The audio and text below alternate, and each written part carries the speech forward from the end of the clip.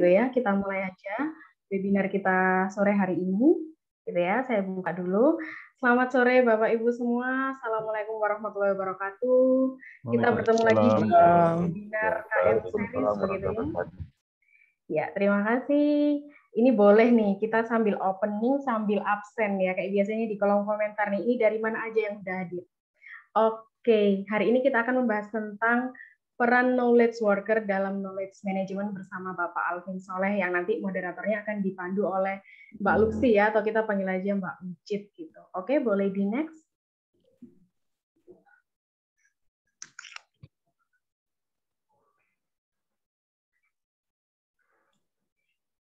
Ya, seperti biasa begitu ya, dalam setiap webinar kita pastinya ada yang namanya webinar host rules atau tata aturannya begitu ya. Yang pertama, silahkan Bapak Ibu sekalian menggunakan nama asli begitu ya di aplikasi Zoom, gunanya agar kita mudah mengenali dan nanti lebih enak aja menyapa ketika terjadi proses diskusi. Yang kedua, mohon memastikan audionya dalam keadaan mute begitu ya, agar tidak mengganggu peserta lain begitu ya saat webinar berlangsung. Kemudian yang bertanya tentang slide materi, nanti apabila berkenan dibagikan atau di-share oleh narasumber, akan kita share di WA Group setelah webinar berakhir. Dan untuk feedback atau e-sertifikat seperti biasa ya, jadi nanti di akhir webinar akan kita share di kolom chat Zoom ini, begitu ya, silahkan diisi dan otomatis Bapak Ibu sekalian akan mendapatkan e-sertifikat. Kemudian jika ada yang ingin bertanya nih, tapi narasumber masih lagi penyampaian materi, boleh banget pertanyaannya ditulis di kolom chat terlebih dahulu. Dan apabila ada yang mau menanyakan atau diskusi secara langsung, nanti boleh raise hand dulu ya, baru kita persilahkan untuk bertanya. Dan tidak lengkap rasanya suatu momen kalau nggak ada foto bersama, begitu ya, maka nanti di akhir sesi akan ada dokumentasi atau foto bersama. Jadi silahkan siapkan pose terbaiknya dan juga jangan lupa pakai virtual background yang udah kita share di WhatsApp group. Oke, next. Ya, saya ucapkan selamat sore begitu ya. Terima kasih juga untuk semua partner kita yang udah mendukung berjalannya webinar ini.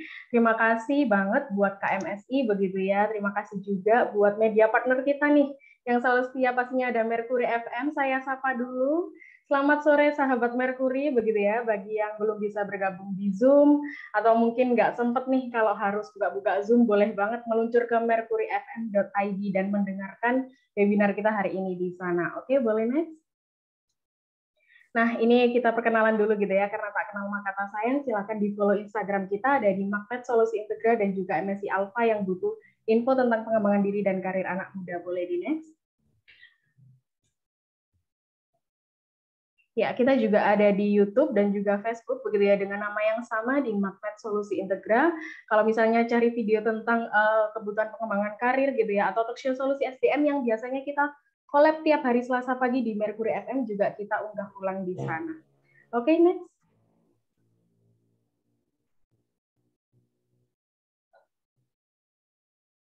Oke, nah ini ya, ini adalah special offer nih dari kita. Kabar baiknya mungkin bagi yang belum tahu gitu ya, sekarang MSI punya kantor baru dan menjelang apa ya, istilahnya kita mau berbagi kebahagiaan gitu lah ya. Jadi banyak giveaway nih yang lagi kita adakan, nanti soon ada juga di Instagram, silahkan aja kepoin Instagram kita. Tapi yang lagi apa ya, yang lagi in-innya nih di bulan Juli ini adalah kita ada penawaran pelatihan dan sertifikasi BNSP MSDM begitu ya. Dan itu kuotanya terbatas, jadi hanya 20 peserta, tapi harganya sangat murah, 500.000. Jadi siapa cepat dia dapat, gitu ya, bagi Bapak Ibu sekalian yang mungkin rekan-rekan apa ISR-nya di perusahaan mau sertifikasi BNSP, silahkan segera menghubungi nomor yang tertera di layar. Oke, next. Berikut pelatihan dan sertifikasi BNSP kami yang lainnya, begitu ya. Ada di administrasi atau sekretaris gitu ya, dan juga ada di PR, ada juga MSDM seperti yang saya sampaikan tadi. Next.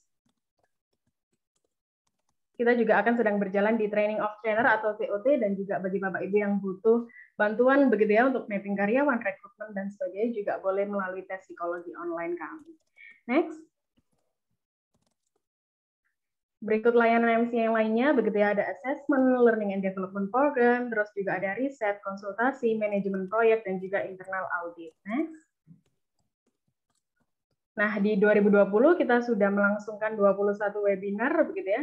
Di 2021 ada 39, dan sedang berjalan yang hari ini juga kita sudah memasuki ke webinar yang ke-19. Next. Nah, ini kita masih menyediakan 2 judul yang tersisa begitu ya. Ada implementasi knowledge management untuk mendukung strategi bisnis perusahaan dan juga peran knowledge management dalam inovasi perusahaan. Jadi jangan sampai ketinggalan. Oke, next. Nah, sebelum kita masuk ke webinar hari ini begitu ya. Selamat sore buat Bapak Ibu yang sudah bergabung, sahabat Mercury juga. Kita sapa dulu nih partner penyelenggara webinar kita hari ini, begitu ya. Ada dari KMSI, Bapak Henry Ma'ruf sudah hadir, Bapak. Selamat sore, Pak Henry. Selamat sore juga. Ya, baik. Bapak Ibu, sahabat Mercury, kita dengarkan dulu ya. Ini ada opening speech dari Bapak Henry Ma'ruf, perwakilan dari KMSI. Bapak Henry, silahkan.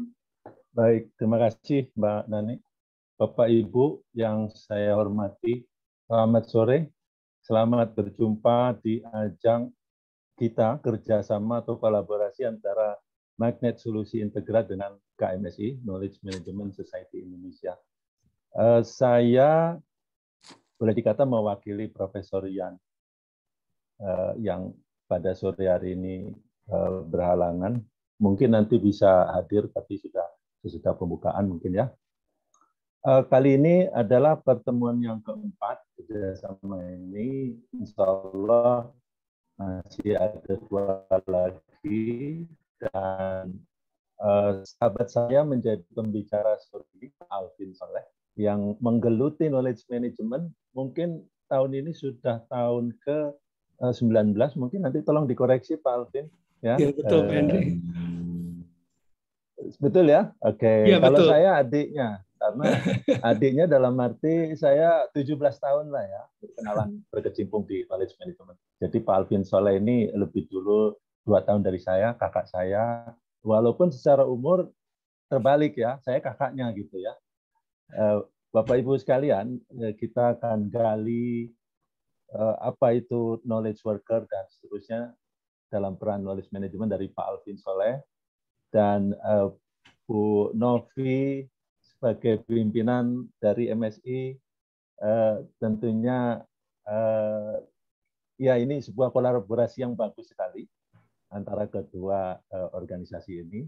Dan di dalam KMSI itu ada berbagai orang yang berasal dari berbagai pihak ya atau institusi gitu. Jadi disinilah kita bisa berkecimpung bersama, saling belajar, saling memberi dan saling belajar, ya, sharing and caring, atau kalau bahasanya Pak Nick Newton itu ada push, ada pull.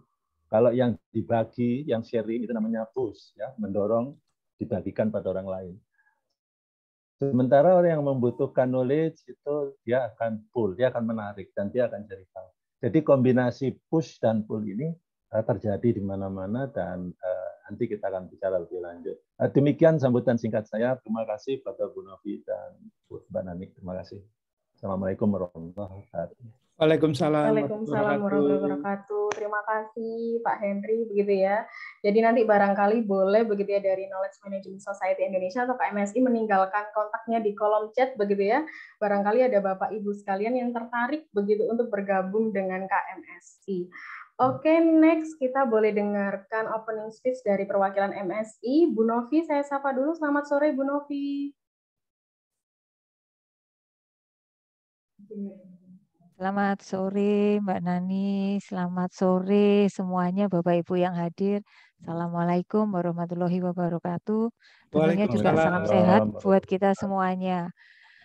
Terima kasih kepada semua yang sudah hadir di acara ini, para senior saya di KMSI, dan terutama pembicara sore hari ini, Pak Alvin Soleh. Terima kasih banyak kesempatan untuk bersharing. Bagi MSI, Magnet Solusi Integra, saya Novi yang berdomisili di Surabaya mendapatkan kehormatan yang luar biasa karena KMSI berkenan untuk berkolaborasi dengan kami untuk menyelenggarakan webinar series Knowledge Management. Kalau tadi sempat Pak Hendri Ma'ruf yang tadi menyampaikan senioritas dan sebagainya. Mungkin kalau belajar KM saya yang paling junior ya, karena basic saya sebenarnya di human resource. Dulu saya kenal KM pertama kali gara-gara ajangnya Dunamis. Waduh, menyebut merek nggak apa-apa ya. Tempat Pak Hendri Ma'ruf dulu berkarir, terus kemudian di perjalanan saya kenal Pak Sapta dengan logonya. Saya pernah ikut yang yang berapa hari itu, yang 3 hari itu master kelasnya kayak gitu. Terus kemudian dengan Pak Alvin Soleh saya pernah ikut juga kelas beliau waktu itu di, kalau nggak salah, di Four Seasons seperti itu. Pembicaranya saya lupa. Ini salah satu tokoh KM yang sampai sekarang saya mungkin beberapa saat yang lalu ya, saya masih menerima email dari David Gertin. ya betul ya David Gurtin, betul. Masih terima emailnya dari David karena beliau nulis artikel setiap saat dan itu dikirimkan seperti itu. Jadi ini para senior saya yang ada di knowledge management, kehormatan bagi saya, dan terutama karena mungkin di area Jawa Timur atau Indonesia Timur knowledge management belum terlalu banyak atau belum terlalu familiar. Terima kasih banyak KMSI, kepada Pak Alvin juga, kepada para senior yang hadir di acara ini. Saya ucapkan terima kasih. Saya harapkan Bapak Ibu sekalian semuanya yang mungkin belum berminat ke mendalami KM, Knowledge Management, akan makin berminat seperti itu. Seperti saya yang pada awalnya penasaran ini apa sih kayak gitu ya. Karena di Surabaya, di area Jawa Timur, beberapa perusahaan sebenarnya sudah menerapkan knowledge management. Mungkin seperti ada, saya nggak tahu apakah ada yang hadir dari PJB gitu, anak PLN itu juga sering menjadi salah satu finalis, mungkin Pak Hendri juga tahu di waktu itu knowledge management make award ya, most admired knowledge enterprise kayak gitu, PJB. Lalu petrokimia yang saya tahu Pelindo belakangan, dulu semen ketika masih holdingnya belum pindah ke Jakarta, Semen Indonesia waktu masih mulai dari Gresik ke Indonesia, waktu masih ada di Surabaya, itu beberapa perusahaan yang dulu seringkali menjadi finalis, dan saya beberapa kali mendapatkan kehormatan, mungkin kalau nggak salah 3 atau 4 tahun untuk menjadi salah satu panelisnya dari Make Award. Terima kasih banyak yang hadir. Semoga makin menarik minat Bapak Ibu sekalian untuk mendalami knowledge management dan juga tentunya bisa bergabung ke KMSI. Terima kasih saya ucapkan. Selamat mengikuti. Wassalamualaikum warahmatullahi wabarakatuh. Waalaikumsalam warahmatullahi wabarakatuh. Terima kasih Bu Novi gitu ya. Jadi kalau katanya Bu Novi tadi, barangkali bagi yang belum berminat gitu ya, nantinya akan berminat. Ini sebenarnya kalau Nani lihat justru webinar KM Series ini peminatnya paling besar. Nani juga heran ya, nggak tahu ini karena lagi tren atau apa, tapi orang-orang tuh makin kesini kayak makin aware gitu sama yang namanya knowledge management gitu ya. Jadi kayak misalnya pendaftarnya itu juga gercep-gercep banget gitu ya. Terus ketika ini di-share ulang di YouTube itu viewersnya juga lumayan banyak gitu ya. Nani sendiri juga kaget sih, KM ini apa sih kok ternyata membawa perhatian sebegini besarnya gitu ya. Jadi mungkin bolehlah next gitu ya, MSI dan KMSI mungkin collab begitu ya untuk event-event KM. Bisa jadi berkelanjutan. Siap. Oke, karena ini sudah sore juga gitu ya, kita langsung aja nih masuk ke sesi webinar hari ini yang akan dipandu oleh moderator kita hari ini. Ada Kak Luxi Rumondang gitu ya, atau panggilan akrabnya Kak Ucit. Kak Ucit, selamat sore. Oke, Kak Ucit sudah bergabung. Masih mute. Masih di mute sepertinya. Ya, oh iya sudah. Iya, selamat sore Mbak Nani.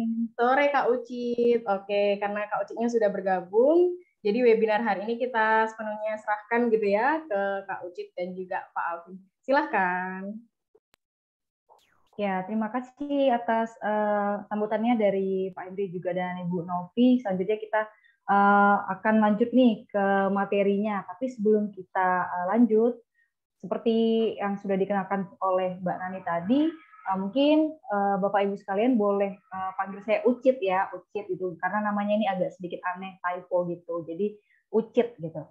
Ya, hari ini beruntung sekali kita bisa berkolaborasi dengan KMSI, masih berlanjut, ini seri keempat ya, dengan Bapak Alvin Soleh. Hari ini kita akan membahas soal peran knowledge worker dalam knowledge management. Mungkin sebelum kita masuk ke dalam materinya, saya akan memperkenalkan dulu nih tentang Pak Alvin. Ya, Pak Alvin Soleh, founder dan principal consultant Knowledge Management Plus. Pengalaman profesional beliau yaitu fasilitator workshop relating to the Knowledge Management and Innovation Program, Astra Group, BCA, BTN, dan perusahaan-perusahaan yang sangat terkenal lainnya gitu ya. Sangat banyak, ini bisa kita lihat sama-sama, itu komanya banyak gitu ya. Kemudian Pak Alvin ini juga develop many knowledge management models which have become the standard of knowledge management implementation in Indonesia, seperti Smart Knowledge Management, Strategic Knowledge Map atau SKMAP, Smart Knowledge Worker, dan lain-lainnya lagi yang banyak. Juga Pak Alvin ini juga aktif nih jadi speaker di beberapa knowledge management forum, salah satu mungkin seperti kita ini ya, mungkin nanti akan lanjut lagi ke depannya yang lebih besar lagi ya, amin. Itu ada banyak bisa dilihat di situ. Kemudian juga Pak Alvin juga aktif nih sebagai guest lecturer di BINUS, SMB ITB, UI, dan universitas-universitas terkenal lainnya gitu ya. Untuk karya ini Pak Alvin ini juga aktif berkarya membuat buku-buku yang sangat bermanfaat ya. Di sini bisa kita lihat covernya, Smart Knowledge Worker, juga ada Smart Millennials, dan masih banyak lagi yang lainnya. Mungkin untuk Bapak dan Ibu yang berminat mungkin bisa ditemukan ininya di toko buku terdekat gitu ya. Oke, mungkin tanpa berlama-lama lagi nih, mungkin saking antusiasnya Bapak dan Ibu, ini ada 130 orang yang sudah join. Kita akan lanjut aja ke materinya. Untuk knowledge management sendiri, kita sudah jalan di ini seri keempat. Seperti yang kita tahu, knowledge management ini merupakan sistem ya untuk mengeksplisitkan knowledge di dalam suatu organisasi. Namun sistem ini tidak akan bisa berjalan tanpa adanya pelakunya, gitu ya. Mungkin yang kita kenal dengan knowledge worker itu sendiri. Tapi masih banyak keambiguan atau kebingungan nih sebenarnya, siapa sih yang berperan sebagai knowledge worker itu? Apakah memang juga hanya divisi terkait saja, atau justru seluruh pihak yang terlibat di dalam organisasi maupun yang ada di sekitar organisasi tersebut? Nah, untuk lebih lanjutnya nanti akan dibahas nih oleh Pak Alvin. Juga gimana sih peran knowledge worker ini sendiri untuk mensukseskan knowledge management system di satu organisasi tersebut. Oke, tanpa berlama-lama lagi, tanpa bertanya ini itu lagi, kita lanjutkan saja ke Pak Alvin. Silakan Pak Alvin, saya berikan waktu dan tempatnya. Silakan Pak. Baik, terima kasih Mbak Ucit. Bapak dan Ibu, selamat siang. Assalamualaikum warahmatullahi wabarakatuh. Salam sehat, salam sejahtera untuk kita semua. Ya, tadi terima kasih juga dari awal tadi Pak Henry, ya, sahabat saya yang kita sudah kenal di zaman dulu. Ya, saya sama Pak Henry kita pernah sama-sama di Dunamis ya, zaman dahulu kala. Jadi saya bergabung Dunamis itu tahun berapa ya? Saya udah lupa tuh Pak ya. Tahun 90, saya gabung Dunamis tahun 97. Ya, jadi saya dengan Pak Heng waktu itu yang mengembangkan knowledge management di Dunamis tahun 97 ya, betul, tahun 97. Baik, nah kemudian juga terima kasih Mbak Nani tadi pembukaannya dan Bu Novi. Baik, Bapak Ibu saya akan mulai sharing saya. Ya, dan nanti silakan jika ada pertanyaan, masukan bisa langsung raise hand. Jadi sepanjang acara kita menurut saya kita diskusi. Bapak Ibu boleh tanya apa saja. Ya, jadi kita buat acara kita ini hari Jumat sore, waktunya yang paling enak buat ngobrol santai ya. Harus sampai ngopi-ngopi bareng ya. Mungkin banyak yang puasa hari ini karena besok mau Idul Adha. Baik, jadi acara kita santai aja, kita ngobrol. Silakan Bapak Ibu bisa tanya langsung dengan raise hand, boleh juga dengan tulis di kolom chat. Baik, nah saya juga mungkin izin akan sharing materi. Nah, ini materi ini kami pakai di KM Plus, jadi mungkin izin saya pakai materinya dari KM Plus. Ya, jadi temanya mengenai Smart Knowledge Worker. Ya, dan kita akan bahas mengenai peran penting dari knowledge worker di dalam implementasi knowledge management. Dan terima kasih ya dari Magnet Sosial Integra, MSI, dan juga KMSI. Jadi hari ini saya mewakili KMSI sebetulnya. Jadi saya hadir ini mewakili KMSI karena kebetulan saya dan Pak Henry ini juga kita ikutan di KMSI. Mungkin nanti gantian pas Pak Henry yang membawakan, saya kasih pembukaan dari KMSI gitu ya. Nah, tapi mungkin materi yang saya pakai hari ini, saya pakai materinya KM Plus dulu. Baik, terima kasih sebelumnya. Saya akan mulai sekilas perkenalan dari saya. Jadi saya membuat KM Plus tahun 2003, jadi 19 tahun yang lalu. Jadi saya gabung di Dunamis tahun 96, 97, kemudian tahun 2000 saya gabung di Oracle. Nah, saya di Oracle ini menangani knowledge management. Jadi memang KM ini awalnya adalah IT. Ya, jadi KM Plus pun awalnya juga memang kita fokusnya di IT. Nah, mengapa jadi plus? Plusnya adalah people. Karena kalau kita bicara tahun 90-an, 2000-an, kalau kita bicara KM itu pasti kita buat repository system. Sampai saat ini pun KM Plus masih membuat KM system. Ini dia. Ini kita buat ya, kita buat repository system. Ya kita sudah implement dia di banyak ya, di BCA, di BTN, kemudian di Pupuk Indonesia, sekarang sedang kita implement di Pelindo. Pelindo kemudian merger, Pelindo 1, 2, 3, 4 ya. Pelindo 1 itu ada di Medan, 2 di Jakarta, 3 itu di Surabaya, 4 itu di Makassar. Sekarang Pelindo gabung 4-4-nya. Nah kami sedang implementasi KMS ini di 4-4-nya. Nah itu sekilas. Jadi memang awalnya KM ini adalah IT. Dan saya juga tahunya KM itu awalnya adalah IT. Nah, tapi saya mendapatkan pencerahan dari Pak Heng Sengke ini. Beliau pendirinya Dunamis mengatakan KM itu bukan cuma IT gitu ya. Jadi akhirnya sekarang saya buat KM, perusahaan namanya KM Plus. Plusnya adalah people. Karena kita sadar bahwa sumber pengetahuan itu adalah people. Dan penggunanya adalah people. Kita menggunakan KM system, kita menggunakan proses itu agar proses sharingnya berjalan dengan lancar. Nah, kami juga buat banyak video. Silakan kalau Bapak Ibu mau lihat, ada video banyak di YouTube ya, free video bicara mengenai knowledge management, innovation, kemudian juga COP dan sebagainya. Ini video kita buat dengan animasi. Mengapa kita buat animasi? Karena lebih gampang ngatur komputer. Ngatur orang itu susah. Ya, nanti datangnya telat, belum baca skripnya lupa, dan seterusnya. Kita pakai komputer langsung jadi itu. Ya, jadi memang kalau kita membuat yang bagus harus melibatkan orang. Tapi kalau kita membuatnya gampang, kita pakai sistem itu lebih gampang.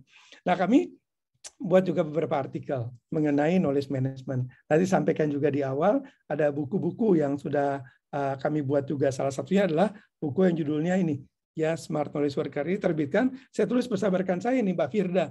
Ya sekarang udah jadi doktor ya beliau ya. Mbak Firda itu dulu adalah waktu saya pertama kali Mbak Firda, beliau adalah wartawan di majalah Human Capital. Jadi Mbak Firda sering mengundang saya jadi narasumber untuk artikel knowledge management di majalah, bukan Human Capital, maaf, majalah SWA. Dia majalah SWA. Jadi Mbak Firda dulu sering buat artikel mengenai knowledge management di majalah SWA, dan kemudian beliau suka pakai saya sebagai narasumber. Nah kemudian tahun 2005 kita buat buku ini. Ini saya rambutnya masih gondrong ya. Tahun 2005 kita buat. Nah kemudian tahun 2009 Gramedia menerbitkan buku ini. Ya tahun 2009. Ya udah lama juga itu ya berarti ya. Sudah lebih dari 10 tahun yang lalu. Apa sih knowledge worker? Nah, di buku ini kita sampaikan bahwa knowledge worker adalah setiap orang sebetulnya. Setiap orang di organisasi secara konsisten, mereka mengembangkan dan memanfaatkan pengetahuan dalam pekerjaannya. Itu knowledge worker. Ya, dan kita mungkin punya beberapa SME di perusahaan, kita punya beberapa sistem, tapi knowledge worker harapannya adalah seluruh karyawan di perusahaan harus menjadi knowledge worker. Karena apa? Karena mereka akan menjadi aset bagi perusahaan. Kalau mereka tidak menjadi knowledge worker, mereka bisa menjadi beban nanti bagi perusahaannya, bukan jadi aset, tapi menjadi liabilities. Jadi knowledge workers secara sederhana adalah karyawan, pegawai yang mereka secara konsisten, mereka kembangkan pengetahuannya dan mereka manfaatkan pengetahuan itu dalam pekerjaan mereka. Jadi sangat sederhana sebetulnya knowledge worker ini. Nah kemudian kami juga tadi sampaikan buat beberapa buku milenial, ada knowledge management dan sebagainya, yang awalnya konsepnya dari knowledge worker. Nah ini buku yang paling baru, ini knowledge smart millennial bukan paling baru, lama juga ya. Ini menarik ya karena di buku ini ada prakata ya dari Pak Erick Thohir yang kebetulan sekarang jadi Menteri BUMN. Waktu itu masih menjadi chairman di grup Mahaka. Nah Pak Erick waktu itu kami implement KM di tempatnya beliau. Nah di tempatnya beliau waktu itu kita membahas mengenai bagaimana memanfaatkan. Ya kebetulan beliau juga punya stasiun radio waktu itu dan ada TV juga. Bagaimana memanfaatkan knowledge management ini. Nah, kemudian dalam buku ini kita membahas ada satu kalimat dari William Pollard. Nah, mungkin teman-teman ini menarik nih. Ini quotes saya ambil dari William Pollard. Ini bukan kita yang buat, tapi William Pollard. Dia mengatakan, learning and innovation go hand in hand. Belajar dan berinovasi itu seiring. Ya, mengapa kita perlu belajar? Karena pengetahuan itu lahir dari proses yang namanya proses belajar. Ya, jadi kalau saya belajar masak, ukuran saya sukses belajar masak itu bukan saya tahu mengenai masakan, tapi saya bisa masak dan masakan saya enak. Kalau saya belajar berenang, bukan saya tahu mengenai berenang, tapi saya bisa berenang. Jadi belajar itu bisa, bukan tahu. Nah ini yang bedanya antara data, informasi, dan knowledge. Data itu adalah fakta. Ya, artifak yang kita miliki itu data. Informasi ya adalah bagaimana data kita susun. Mungkin orang mengatakan informasi adalah data yang disusun sehingga memiliki makna dan dapat digunakan dalam pengambilan keputusan. Nah, itu kalau ujian dapat A itu, ya itu teorinya, konsepnya seperti itu. Dalam bahasa lain, kalau kita bicara masak, misalnya data itu adalah komponen yang kita gunakan untuk masak. Informasi adalah resep. Nah, sementara pengetahuan adalah pengalaman kita dalam masa. Orang mengatakan, betul nggak bahwa pengetahuan itu adalah pengalaman? Bisa iya. Ya, dan 90% ya. Ya, 90% ya. Pengetahuan adalah pengalaman. Sehingga kalau kita buat kegiatan knowledge sharing, ya kita sharing pengalaman. Jangan sharing teori. Kita sering lihat kan ada kegiatan komunitas praktisi yang tanggal kelahiran dengan tanggal kematian sama. Pertemuan pertama merangkap pertemuan terakhir. Mengapa orang nggak mau datang lagi? Karena teori yang dibahas di sana. Ya orang bosan dengarnya. Nah, mengapa kita tidak sharing pengalaman-pengalaman? Nah, karena itu yang kita lakukan adalah knowledge sharing, bukan data sharing, bukan information sharing. Nah, itu learning adalah proses bagaimana kita mengembangkan pengetahuan, kemampuan dari organisasi. Dan kemampuan ini akan membantu organisasi untuk bangun inovasi. Nah, ada kalimat berikutnya yang menarik dari William Poler. Dia mengatakan di Arrogance of Success, orang-orang yang belajar, mereka akan punya pengetahuan. Dengan pengetahuan ini, mereka akan sukses. Apakah pasti? Pasti. Ya, saya punya banyak sekali teori mengatakan bahwa kalau Anda punya pengetahuan, ya Anda pasti sukses. 100% dijamin. 100% dijamin. Orang mengatakan banyak faktor, ada faktor segala macam. Betul, hanya masalah waktu. Orang-orang yang menguasai pengetahuannya, mereka dijamin pasti sukses. Ya, nah kalau kita sebagai orang Muslim, ya insya Allah ya namanya. Tapi kalau kita bicara konsep dari Barat, mereka tidak mengatakan itu. Mereka mengatakannya kan guaranteed. Kalau Anda punya pengetahuan, Anda pasti sukses. Nah, tetapi sukses itu sendiri adalah guru yang buruk. Yang mengatakan itu Bill Gates. Jadi mengatakan success is a lousy teacher. Sukses itu guru yang buruk. Yang mengajarkan seolah-olah kita itu sudah hebat. Kita itu sudah tidak perlu lagi belajar, tidak perlu lagi mengembangkan pengetahuannya. Nah, sekarang bayangkan, seseorang karena dia ingin sukses, dia belajar, dia kembangkan pengetahuannya. Dan kemudian kegiatan itu dihentikan pada saat dia sukses. Nah, muncullah kalimat dari William Poler. Namanya apa? Namanya the arrogance of success. Keangkuhan dari keberhasilan. Itu apa? Is to think what you did yesterday sufficient for tomorrow.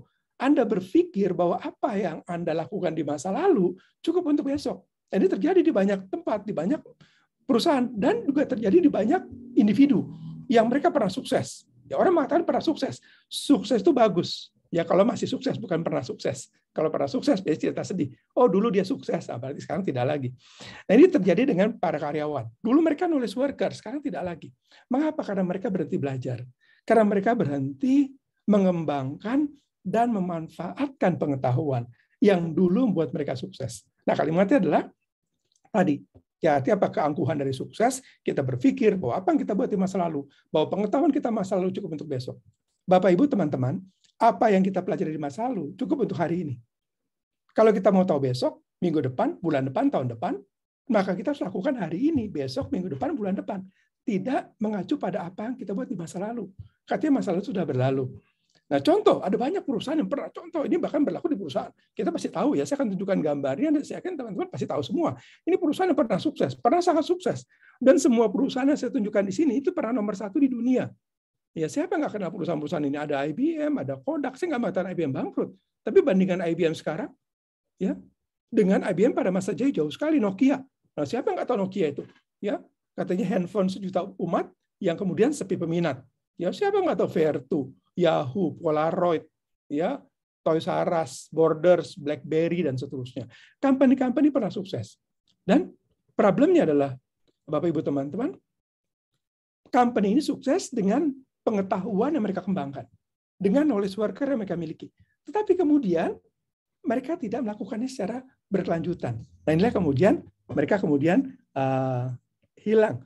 Nah, sekarang saya akan kaitkan dengan, mungkin kita bikin pendek aja, karena kalau kepanjangan kita bisa panjang sekali mengenai ini. Kita bicara mengenai the power of knowledge. Pengetahuan yang membuat perusahaan-perusahaan tadi sukses. Dan pengetahuan yang membuat perusahaan-perusahaan tadi bangkrut. Pengetahuan yang membuat seseorang sukses. Dan pengetahuan yang membuat seseorang kemudian ya hilang. Ya, antara ada dan tiada. Dibilang ada, orangnya masih ada. Dibilang tiada, ya orangnya masih ada. Dibilang ada, yang nggak jelas apa yang dikerjakan. Jadi antara ada dan tiada. Nah, mengapa? Karena pengetahuannya sudah pengetahuan masa lalu. Bapak, Ibu, teman-teman, ini yang menarik. Pengetahuan itu ada expired date-nya. Pengetahuan yang paling hebat yang kita gunakan hari ini, mungkin besok kita tidak gunakan lagi. Pengetahuan yang kita gunakan kemarin, hari ini kita nggak gunakan lagi.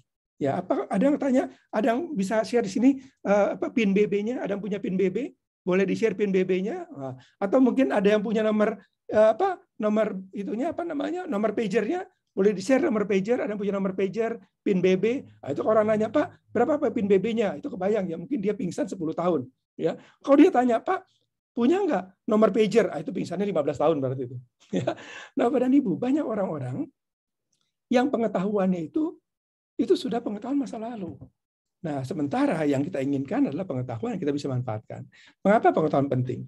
Karena pengetahuan adalah kemampuan atau kapabilitas yang dibutuhkan dalam melakukan pekerjaan secara efektif. Itu pengetahuan. Jadi, Bapak Ibu teman-teman, definisi pengetahuan itu hanya satu. Hanya satu definisi pengetahuan. Itu apa? Yaitu kapabilitas. Hanya satu. Koki yang paling knowledgeable masakannya enak, titik. Ya, tidak ada ukuran yang lain. Dokter yang paling knowledgeable, ya pasiennya sembuh. Titik. Ya, kalau saya mengatakan, tapi kan saya punya banyak sertifikat. Ya, saya kan pernah sering ikut kursus. Saya kan punya banyak buku. Ya, itu mungkin memvalidasi, tapi tidak membuktikan apa-apa. Kalau saya sering kursus masak, apakah dijamin masakan saya pasti enak? Bisa iya, bisa tidak. Ya, buktikan dulu, masak dulu. Kita sih sama-sama. Enak nggak? Kalau nggak enak berarti apa? Kursusnya belum betul. Kira-kira begitu. Nah, jadi pengetahuan itu adalah kemampuan. Dan pengetahuan ini berkembang. Karena apa? Karena pekerjaan yang kita lakukan berkembang. Saya akan ambil satu video awal. Saya punya banyak video nih. Karena hari Jumat sore enaknya kita nonton video bareng aja ya. Saya punya sekitar 20 video. Nah, kita nonton video aja sampai sore nanti ya. Nah, yang pertama saya mau putar video dari Alvin Toffler. Orang ini sangat top ya, ada banyak buku-buku dia bahkan orang menyebutnya bukan sebagai ekonomis ya, bukan ahli manajemen tapi futuris. Mengapa futuris? Karena banyak dari ramalan Alvin Toffler yang sekarang terbukti ya. Salah satunya mengenai knowledge worker. Ya, berikutnya mengenai ekonomi, mengenai pengetahuan. Dia membuat ramalan-ramalan yang itu bisa tercapai bahkan 20-40 tahun kemudian. Apa yang dia tulis dalam bukunya Future Shock itu terbukti sekarang. Bayangkan dia buat tahun 70 itu. Dia ada third wave tahun 80. Itu terbuktinya sekarang kan. Nah, ini menarik. Nah, sekarang mari kita lihat ya satu video menarik dari Alvin Toffler yang mengatakan bahwa dunia ini berubah terus. Filling our heads with knowledge that's really obsolete and of no use. Yes, indeed. Yes, indeed. Because of this, because change occurs more rapidly today than ever before, the lifespan of products is shortened, and also the lifespan of ideas. That is, once you have a set of ideas and assumptions inside your head, and if you're not prepared to change them as change occurs, you're stuck with a lot of baggage. And I think that is true, not just of individuals, but of whole, for example, I think that's a characteristic of economists and the economy. We're still using ways of measuring things, and we're measuring the wrong things, and so on, to get a handle on what is actually going on. And obsolete is present in all of us. We're all walking around with information that we learned at an earlier period, might have been a week ago or 30 years ago, still sitting in the back of our heads, but we're looking at a world which is changing out from under us. And what you have is different systems are changing at different speeds. And so you have an increasingly complex daily life and an extremely rapid daily life. Ya, bayangkan ya, waktu saya dulu tamat kuliah, saya belajar COBOL, Fortran, RPG, assembler. Saya gunakan mesin namanya S400, S36. Bayangkan kalau itu masih ada di rumah saya. Itu akan jadi beban. Sekarang ada kalau kita mau cari S36, S400 ada di Museum Bank Mandiri, depan stasiun Beos. Ada di museum itu tempatnya. Nah, bayangkan banyak orang-orang, bukan hanya mesin, bahkan orang yang sekarang menjadi beban bagi perusahaan. Karena apa? Karena pengetahuannya itu tidak relevan dengan apa yang digunakan saat ini. Jadi dia mengatakan bahwa suatu saat itu bisa menjadi beban. Yang dulunya menjadi aset, sekarang menjadi liabilities. Kalau saya bayangkan, ya saya punya S400, itu besarnya kan setengah kamar saya ini nih, setengah ruangan ini. Kalau saya punya di sini sekarang, saya bingung gimana cara buangnya. Siapa yang mau terima? Mungkin tukang sampah juga nggak mau angkutnya karena terlalu berat. Nah, bayangkan dulu menjadi aset itu harganya puluhan miliar S400. Sekarang apa? Sekarang sampah yang luar biasa. Nah, ini baru kita bicara barang. Bagaimana kalau gitu orang? Nah, dan orang itu kan nggak seperti barang gampang dibuang. Orang itu kan bukan disposable asset. Ya, nah itulah mengapa pengetahuan ini harus terus diupdate. Karena suatu saat apa yang kita anggap paling bagus itu nggak relevan lagi. Nah, bagaimana kita menyadarkan orang-orang di perusahaan? Karena itu mengapa kita bicara mengenai knowledge worker. bagaimana agar mereka secara konsisten mengembangkan dan memanfaatkan pengetahuan agar jangan berubah dari aset menjadi liabilities. Dari keuntungan perusahaan menjadi beban bagi perusahaan. Aduh, gimana cara buangnya ya? Gimana cara mencatnya ya? Gimana cara atur? Wah, bayangkan ya. Sementara dulu kan, waduh Pak Dirayu, ayo dong bergabung tempat kami. Anda berikan kesempatan, Anda akan cara seterusnya. Dan sekarang, wah, ujungnya apa? Kadang-kadang ke pengadilan dan sebagainya. Nah ini problemnya apa? Bapak Ibu teman-teman. Karena pengetahuan ini ada expired date-nya. Jadi artinya belajar itu seumur hidup. Ya. Nah berikutnya kita bicara mengenai ya knowledge era. Nah, saya mau tunjukkan mengapa knowledge worker ini menjadi sangat penting. Karena perannya luar biasa. Kembali saya akan tunjukkan video yang kedua dari Alvin Toffler. Yang 2 aja cukup ya. Karena kalau lama-lama kurang seru juga ya. Kurang ganteng soalnya, nggak mirip dengan Tom Cruise gitu ya. Kalau Tom Cruise 20 video nggak apa-apa. Ini karena Alvin Toffler 2 aja. Nanti berikut ganti video yang lain. Nah, mengapa saya karena satu ini menarik. Alvin Toffler menggunakan contoh dari perusahaan-perusahaan dan negara dunia dan diberikan contoh satu, yaitu China. Dia tunjukkan bahwa China melakukan apa yang semua negara lakukan. Tapi sekarang mengapa China menjadi, Bapak dan Ibu, sekarang China itu menjadi negara kaya, bukan negara berkembang. Dulu sama kita berkembangnya bareng nih. Ya, tapi sekarang kita nggak bisa mengatakan China negara berkembang. Boleh bilang sekarang China negara paling kaya malah. Ya, paling kaya di dunia. Ya kalau kita bicara negara mana yang invest paling banyak di bumi ini, yaitu China. Ya, negara mana yang ngutangin paling banyak ke negara lain, ya namanya China. Saat ini ya, kita bicara umum di dunia. Ya, nah sekarang mari kita sama cuplikan videonya dari Alvin Toffler yang mengatakan bahwa perubahan itu cepat, produk cepat, ya masa berlakunya cepat.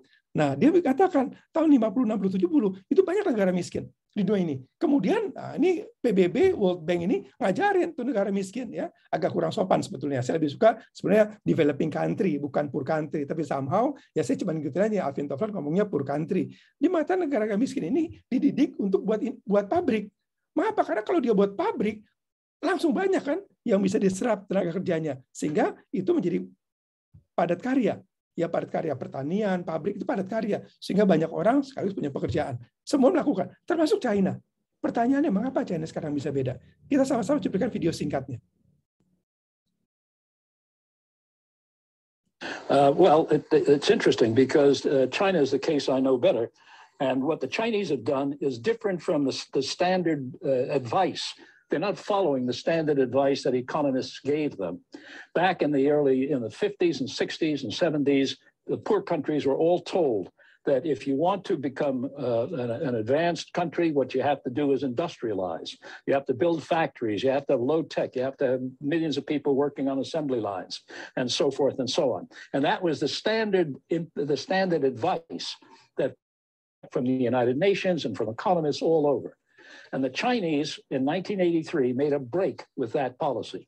They said, yes, we will build factories. We will take as many jobs as we can from other countries and put people to work on assembly lines and do all that stuff. All that stuff is typical of the industrial age. But they said, we are not going to stop at that point. We're going to simultaneously try to build a more advanced economy based on knowledge. And what you have in China today is what we call in our book, Revolutionary Wealth, a twin track policy. At the same time that they're building a traditional old-fashioned industrial base, they're also moving to the farthest, most advanced levels of technology. Right. Ya, jadi dia melakukan apa yang banyak negara lakukan. Tapi at the same time, mereka mengembangkan pengetahuan. Karena pada akhirnya yang kaya itu bukan yang punya pabrik, tapi yang punya pengetahuannya. Ya contoh, kita contoh kan, ya pabrik apa misalnya contoh sepatu, pabrik sepatu terbesar di perusahaan misalnya, yang punya market sepatu apa misalnya Nike ya, Nike itu market share sepatu paling besar di dunia itu Nike. Ya sepatu olahraga apa ya, bukan hanya sepatu. Pertanyaan, berapa jumlah pabrik yang memiliki Nike di dunia ini? Ada yang tahu mungkin? Berapa total jumlah pabrik yang memiliki Nike di dunia ini?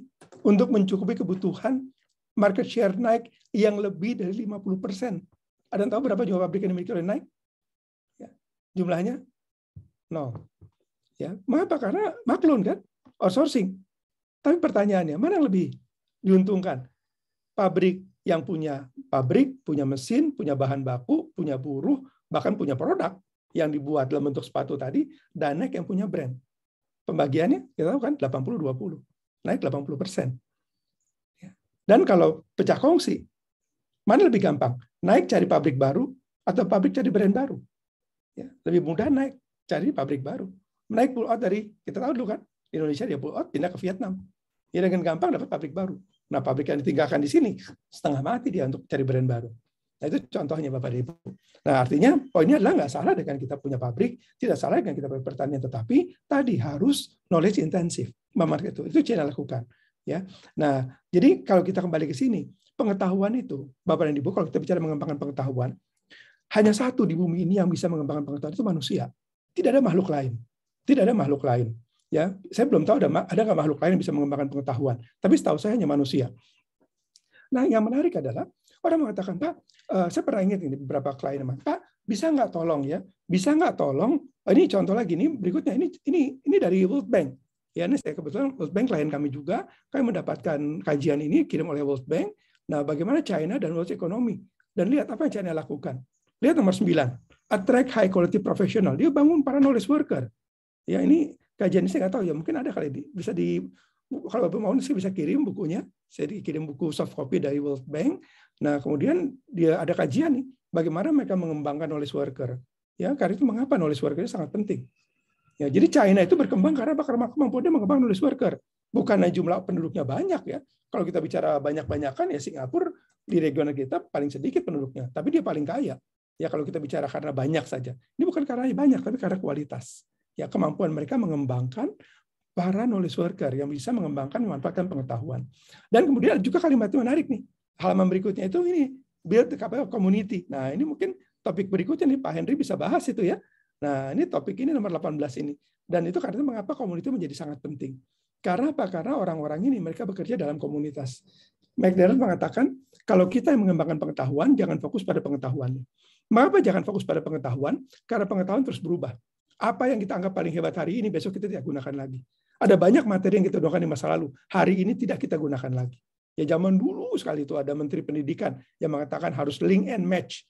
Ya, Pak Wardiman. Karena apa? Karena kebanyakan kalau dia link tidak match. Kalau dia match tidak link. Nah, itu kan problemnya. Gitu. Jadi bagaimana link and match ini? Artinya apa? Pengetahuan yang digunakan harus pengetahuan yang dikembangkan. Bukan kita menggunakan A, mengembangkannya B. Nah, seringkali gitu kan, kita bikin COP. Pembahasannya fotografi, kuliner segala macam. Pekerjaannya misalnya ya audit. Nah, itu kan agak kurang nyambung gitu ya. Harusnya sama. Nah, fokuslah pada orang yang menggunakan. Nah, orang ini adalah knowledge worker dan komunitas di mana pengetahuan itu digunakan. Baik.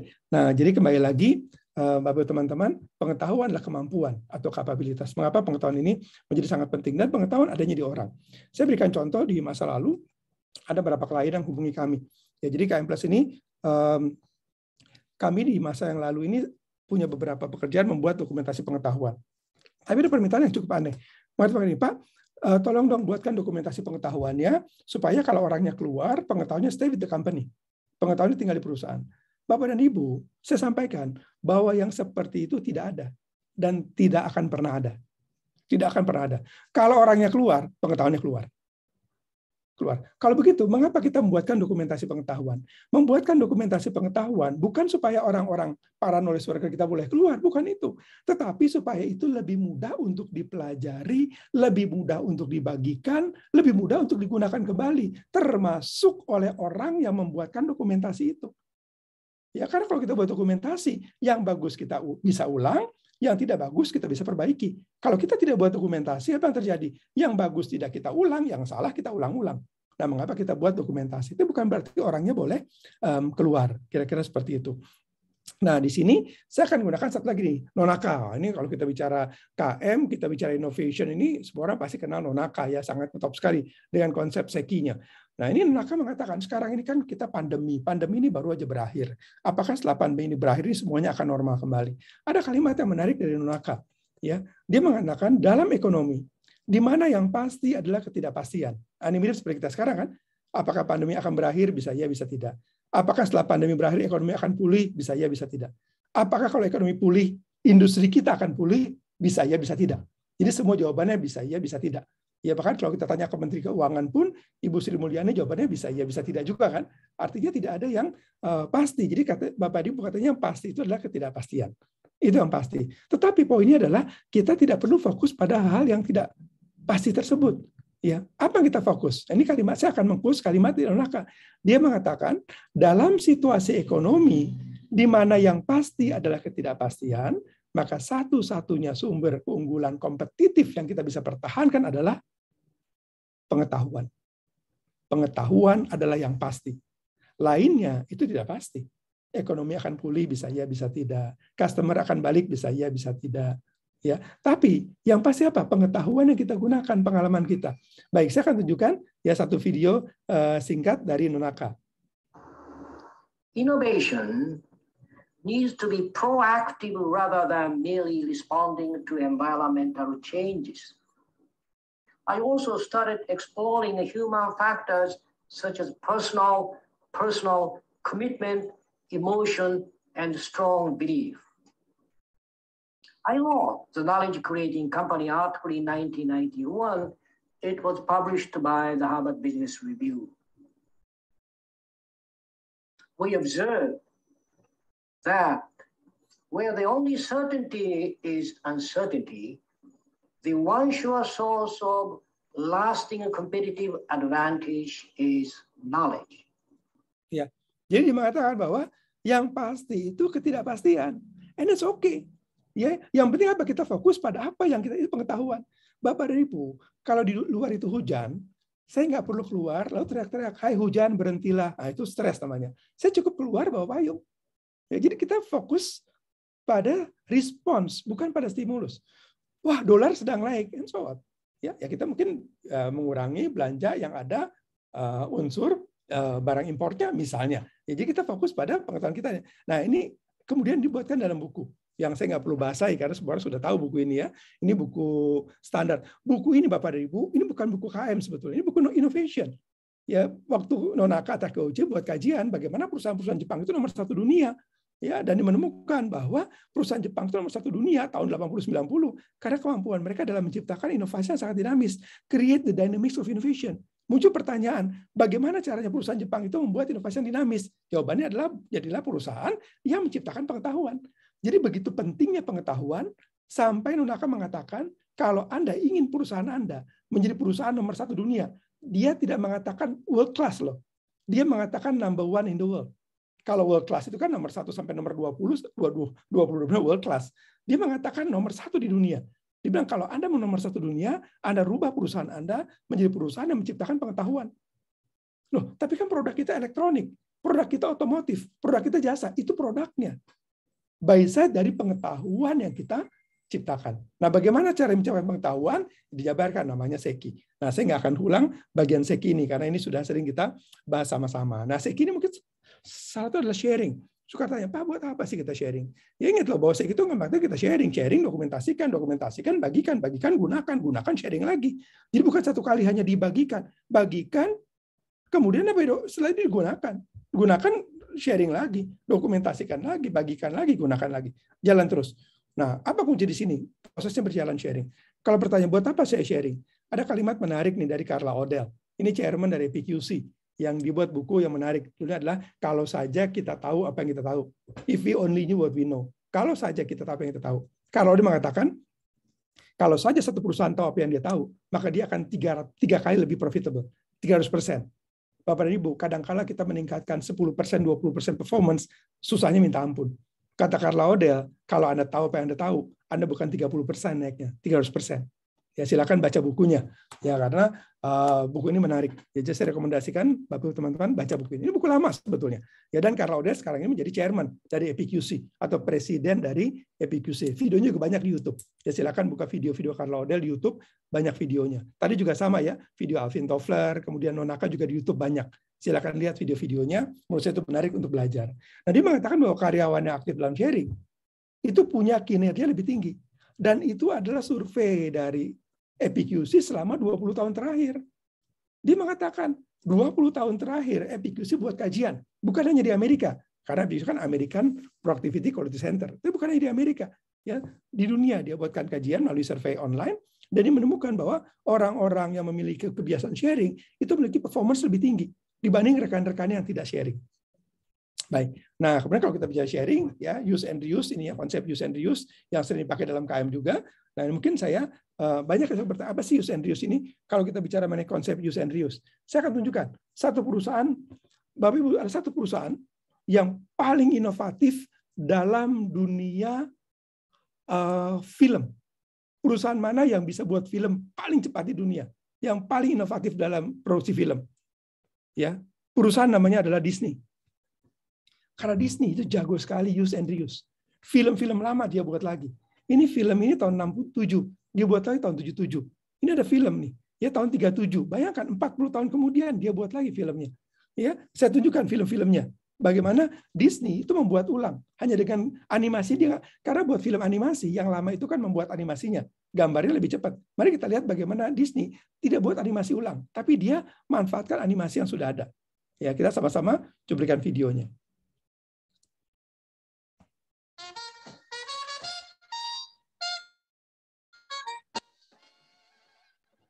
Lihat, yang kiri yang kanan itu animasinya sama, hanya dia ganti gambar.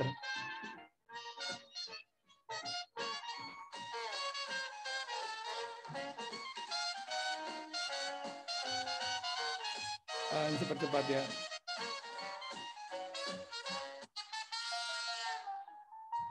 Iya, ini cepat-cepat ya.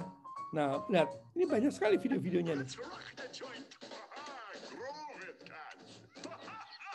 Nah, jadi Disney itu sangat kreatif memanfaatkan video-video animasi yang lama untuk dia buat video animasi baru. Coba kita lihat. Ini sama animasinya, persis sama. Hanya diganti gambarnya.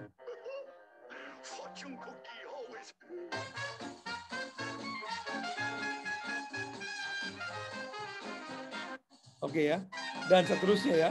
Ini ada Lion King dan sebagainya. Ini ada Lion King ya.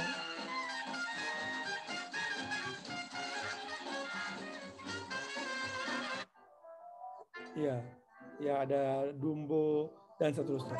Nah, Bapak Ibu, ini saya mau tunjukkan. Ini dia prosesnya.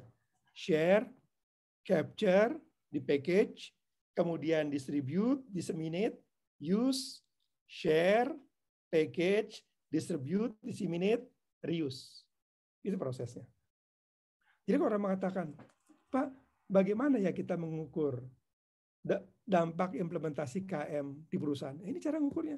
Mudah sekali. Kita nggak bisa mengukur dengan kita berapa kali sharing, berapa banyak dokumentasi, bukan itu. Nah, untuk itu, teman-teman, saya akan menunjukkan apa sebetulnya definisi KM itu sendiri. Apa tujuannya KM? KM itu tujuannya bukan melakukan kegiatan knowledge sharing. Kalau kita sharing-sharing terus-terusan, akan ditanya di kantor, Pak atau Bu kurang kerjaan ya, sharing melulu. Nah, ya, kalau kita bikin dokumentasi, buat apa? Kita kan bukan percetakan.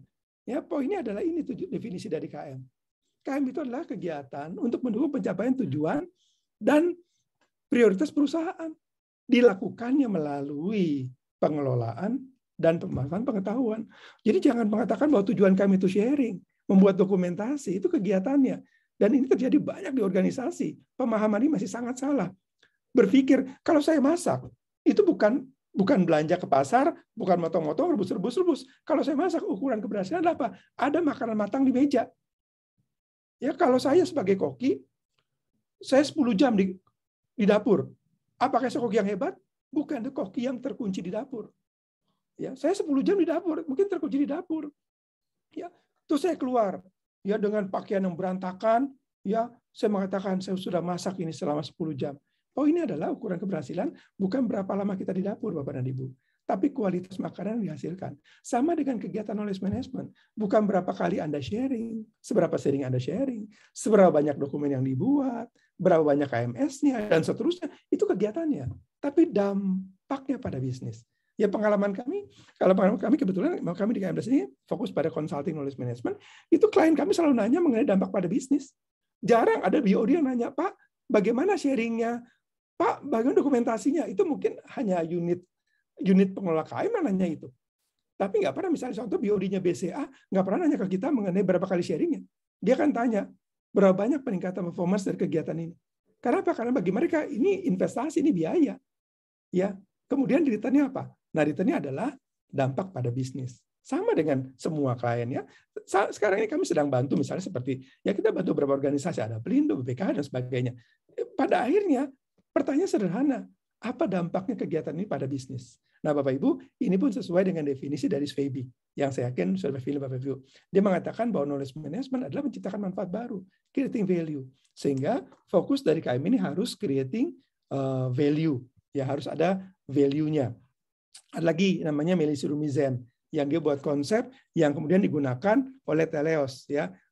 Dan sekarang ngetop menjadi Make a World. Jadi konsep Make a World itu pertama kali dikembangkan oleh Meili Rumizen dan dia adalah orang mengembangkan KM namanya Bachman Lab. Ya, lalu ada perusahaan namanya Bachman Lab, saya nggak tahu masih ada apa nggak sekarang.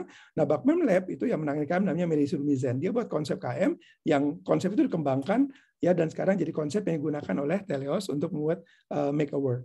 Nah, kemudian waktu itu saya diajak oleh oleh bos saya. Jadi saya punya bos itu namanya Pak Heng Sengke. Nah, bos saya itu ngajak saya untuk itu workshop KM tahun 90-an gitu ya.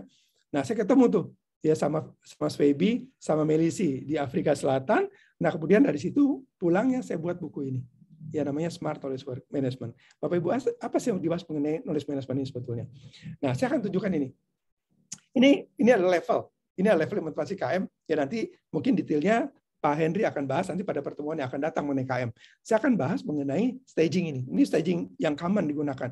Dan begitu pun di Indonesia. Mengapa di Indonesia digunakan? Karena kalau Bapak Ibu terutama dari BUMN, kan familiar dengan KPKU ya. Itu KPKU di KM itu menggunakan konsep yang dibuat oleh EPQC ini. Ya, EPQC mengatakan ada 5 level KM. Ada skornya dari 1 sampai 5 kan. Paling rendah 1, paling tinggi 5. Apa 1? Kita berikan awareness. Seperti sekarang nih, kita berikan awareness. Apa itu KM, bagaimana mengimplementasikannya, bagaimana digunakan di perusahaan, manfaat apa yang kita akan buat, apa yang kita harus jaga, apa yang kita harus hindari. Nah, itu bagian nomor 1 nih. Yaitu kita berikan awareness. Kemudian kita lakukan kegiatannya. Kita lakukan mapping, kita buatkan knowledge mappingnya, kita berdayakan knowledge worker-nya, buatkan KM sistemnya, kemudian dokumentasikan pengetahuannya, bagikan dokumen itu, gunakan dokumen itu, ukur tingkat keberhasilannya, dan seterusnya. Nah, itu poin nomor 2, kita develop. Jadi nomor 1 kita initiate, nomor 2 kita develop. Yang ketiga, standardize. Standardize adalah pada saat kita tidak lagi membedakan mana itu KM, mana itu kerja. Jadi bukan, Pak, saya nggak bisa sharing bulan ini karena sedang banyak kerjaan. Pertanyaannya, kalau Anda sedang tidak punya kerjaan, Anda share itu apa sebetulnya? Justru yang kita share itu pekerjaan kita. Pak, maaf kita nggak bisa buat dokumentasi bulan ini karena banyak pekerjaan. Pertanyaannya, kalau kita sedang nggak ada kerjaan itu, apa yang dibuat dokumentasinya?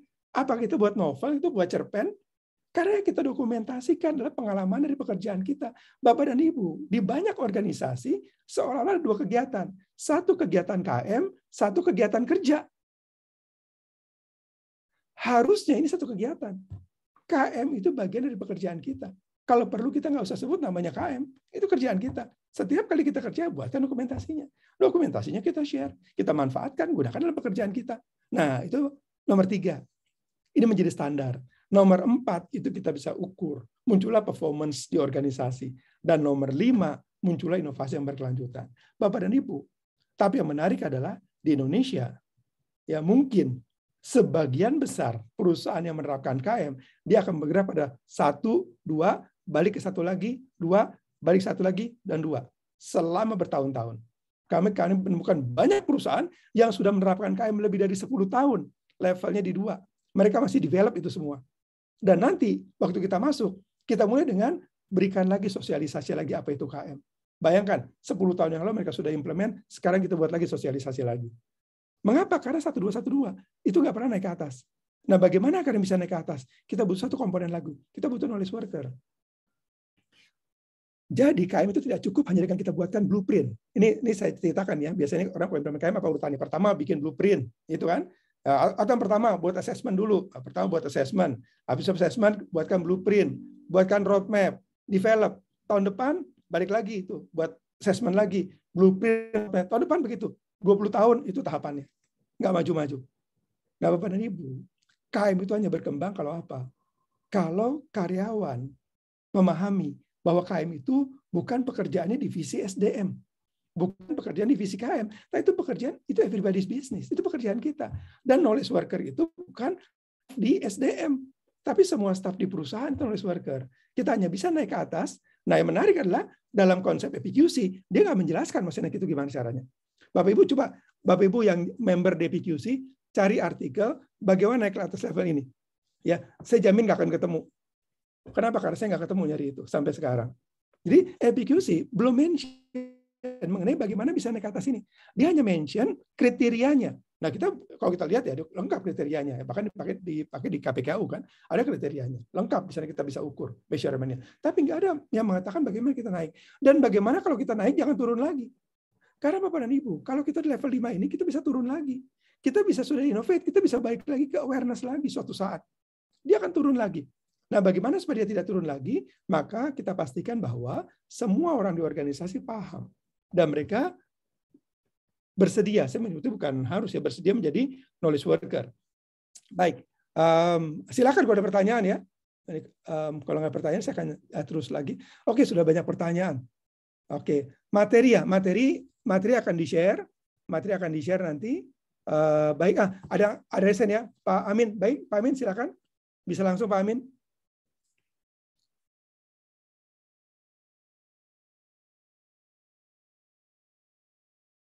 Masih di mute, Pak Amin? Ya, sebentar Pak. Harus di-share. Dan silakan Bapak Ibu ya, boleh terus. Saya akan juga bacakan, bukan di chat. Ya, selamat siang Pak. Selamat siang Pak Amin. Selamat siang Pak Alvin. Ini sangat menarik Pak buat saya Pak. Kebetulan ini di kantor kita ada satu program namanya proses safety management Pak. Nah, program ini ya seperti Bapak bilang nih, level 1, level 2, turun lagi ke level 1, level 2 gitu Pak. Nah ini kuncinya tadi kita lihat adalah smart knowledge worker. Nah untuk memunculkan smart knowledge worker ini, berarti kan konsep QM di perusahaan itu juga harus dijalankan dengan baik gitu Pak ya. Tips and tricks nih Pak, karena kan program ini tuh ada dari kita itu proses safety management itu hampir 7 tahun Pak, sudah 7 tahun tapi belum kelihatan dampaknya untuk di lingkungan kita gitu Pak ya, di organisasi. Mungkin tips and tricks sebagai profesional di bidang ini Pak, karena kebetulan kita pengen up lagi program ini ke manajemen gitu, bahwa memang proses safety management itu sangat penting untuk kita up untuk melindungi kita gitu ya. Itu Pak. Mungkin itu pertanyaan saya Pak. Terima kasih sebelumnya. Baik Pak Amin, terima kasih pertanyaannya Pak. Baik sekali, bagus sekali ya. Terima kasih Pak Amin. Ya, jadi mengenai safety management betul. Jadi memang knowledge management ini Pak Amin adalah tools. Jadi kita gunakan untuk pekerjaan kita. Jadi kita tidak mendevelop knowledge management. Pertanyaannya buat apa kita develop knowledge management? Yang kita develop apa? Bisnis pekerjaan kita itu yang kita develop. Kita menggunakan knowledge management sebagai tools.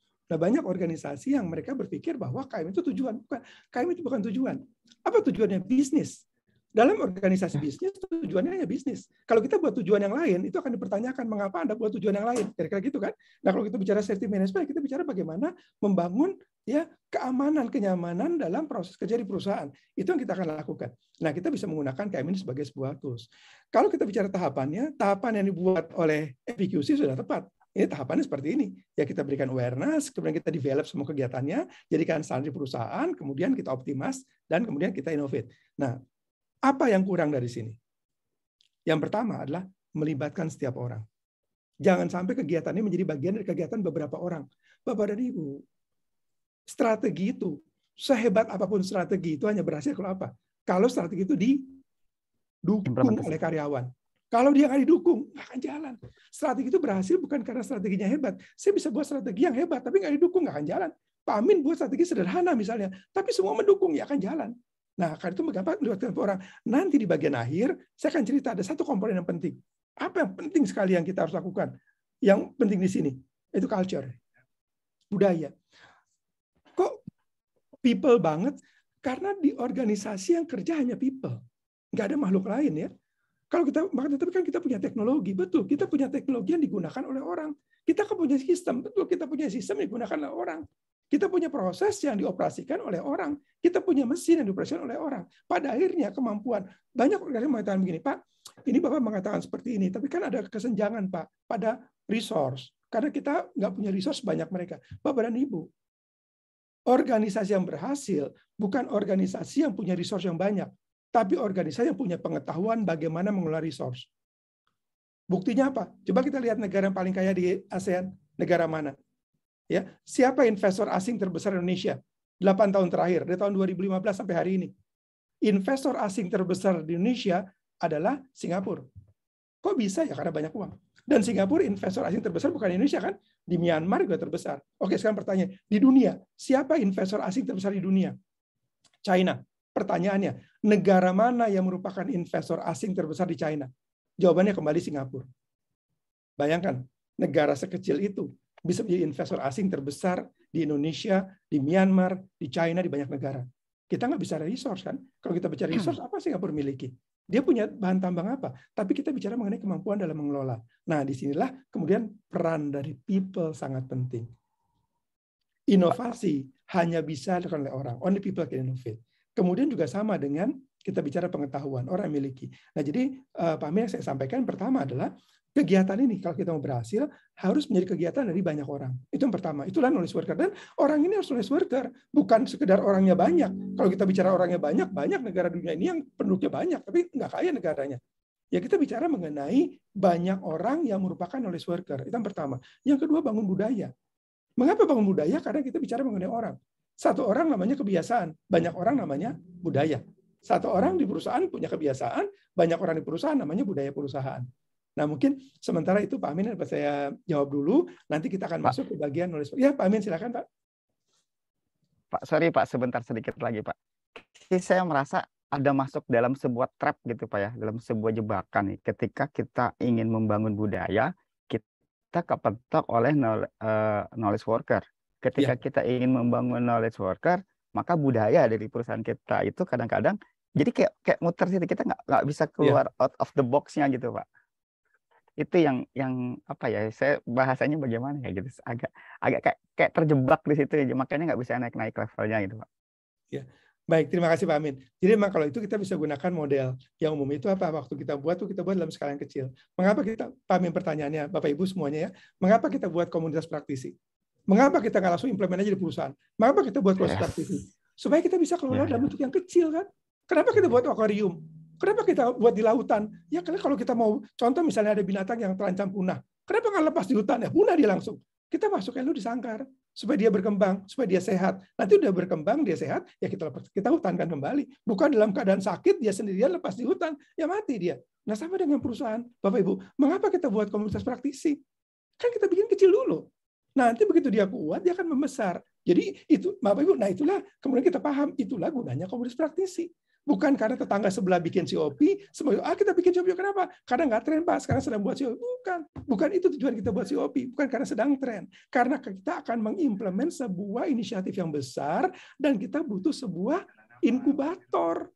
Inkubator yang bisa memastikan itu berjalan. Bapak dan Ibu, COP adalah inkubator innovation. Pak Jokowi kan bilang 4 tahun lalu Pak Presiden, dia mengatakan Indonesia ini kurang katanya inkubatornya, sehingga banyak ide kreatif anak bangsa menjadi inovasi negara lain. Itu omongannya Pak Jokowi 4 tahun yang lalu kan ya. Beliau mengatakan Indonesia kurang inkubator inovasi, sehingga banyak ide kreatif anak bangsa jadi inovasi negara lain. Pertanyaannya, seperti apa bentuk inkubator inovasi? Kotak, bulat, warnanya apa? Hitam, merah? Bapak Ibu, inkubator inovasi adalah sebuah komunitas praktisi yang isinya para subject matter expert pada satu bidang yang sejenis, yang di mana mereka punya ikatan yang kuat dan mereka kembangkan itu. Yang itu akan membesar. Itulah konsep dari inkubator. Karena itu Pak Amin, mengapa kita punya COP kan? Makasih banyak Pak. Luar biasa. Terima kasih Pak, sangat membantu Pak. Terima kasih. Sama-sama Pak Amin. Baik, berikutnya Pak Tendi, silakan Pak Tendi. Silakan Pak Tendi.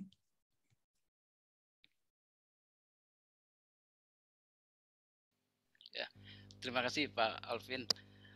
Saya sangat bahagia sekali ini 3 minggu ini ketemu dengan para pendekar knowledge management ini. Ya. Pak, kami ini dari instansi pemerintah ya Pak ya, dan kami mengembangkan KM itu dari tahun 2017 bersama Prof. Ian. Ya. Namun kita menemui beberapa kendala yang disebabkan oleh pengaruh eksternal Pak, pengaruh kebijakan ya, ada intervensi gitu ya.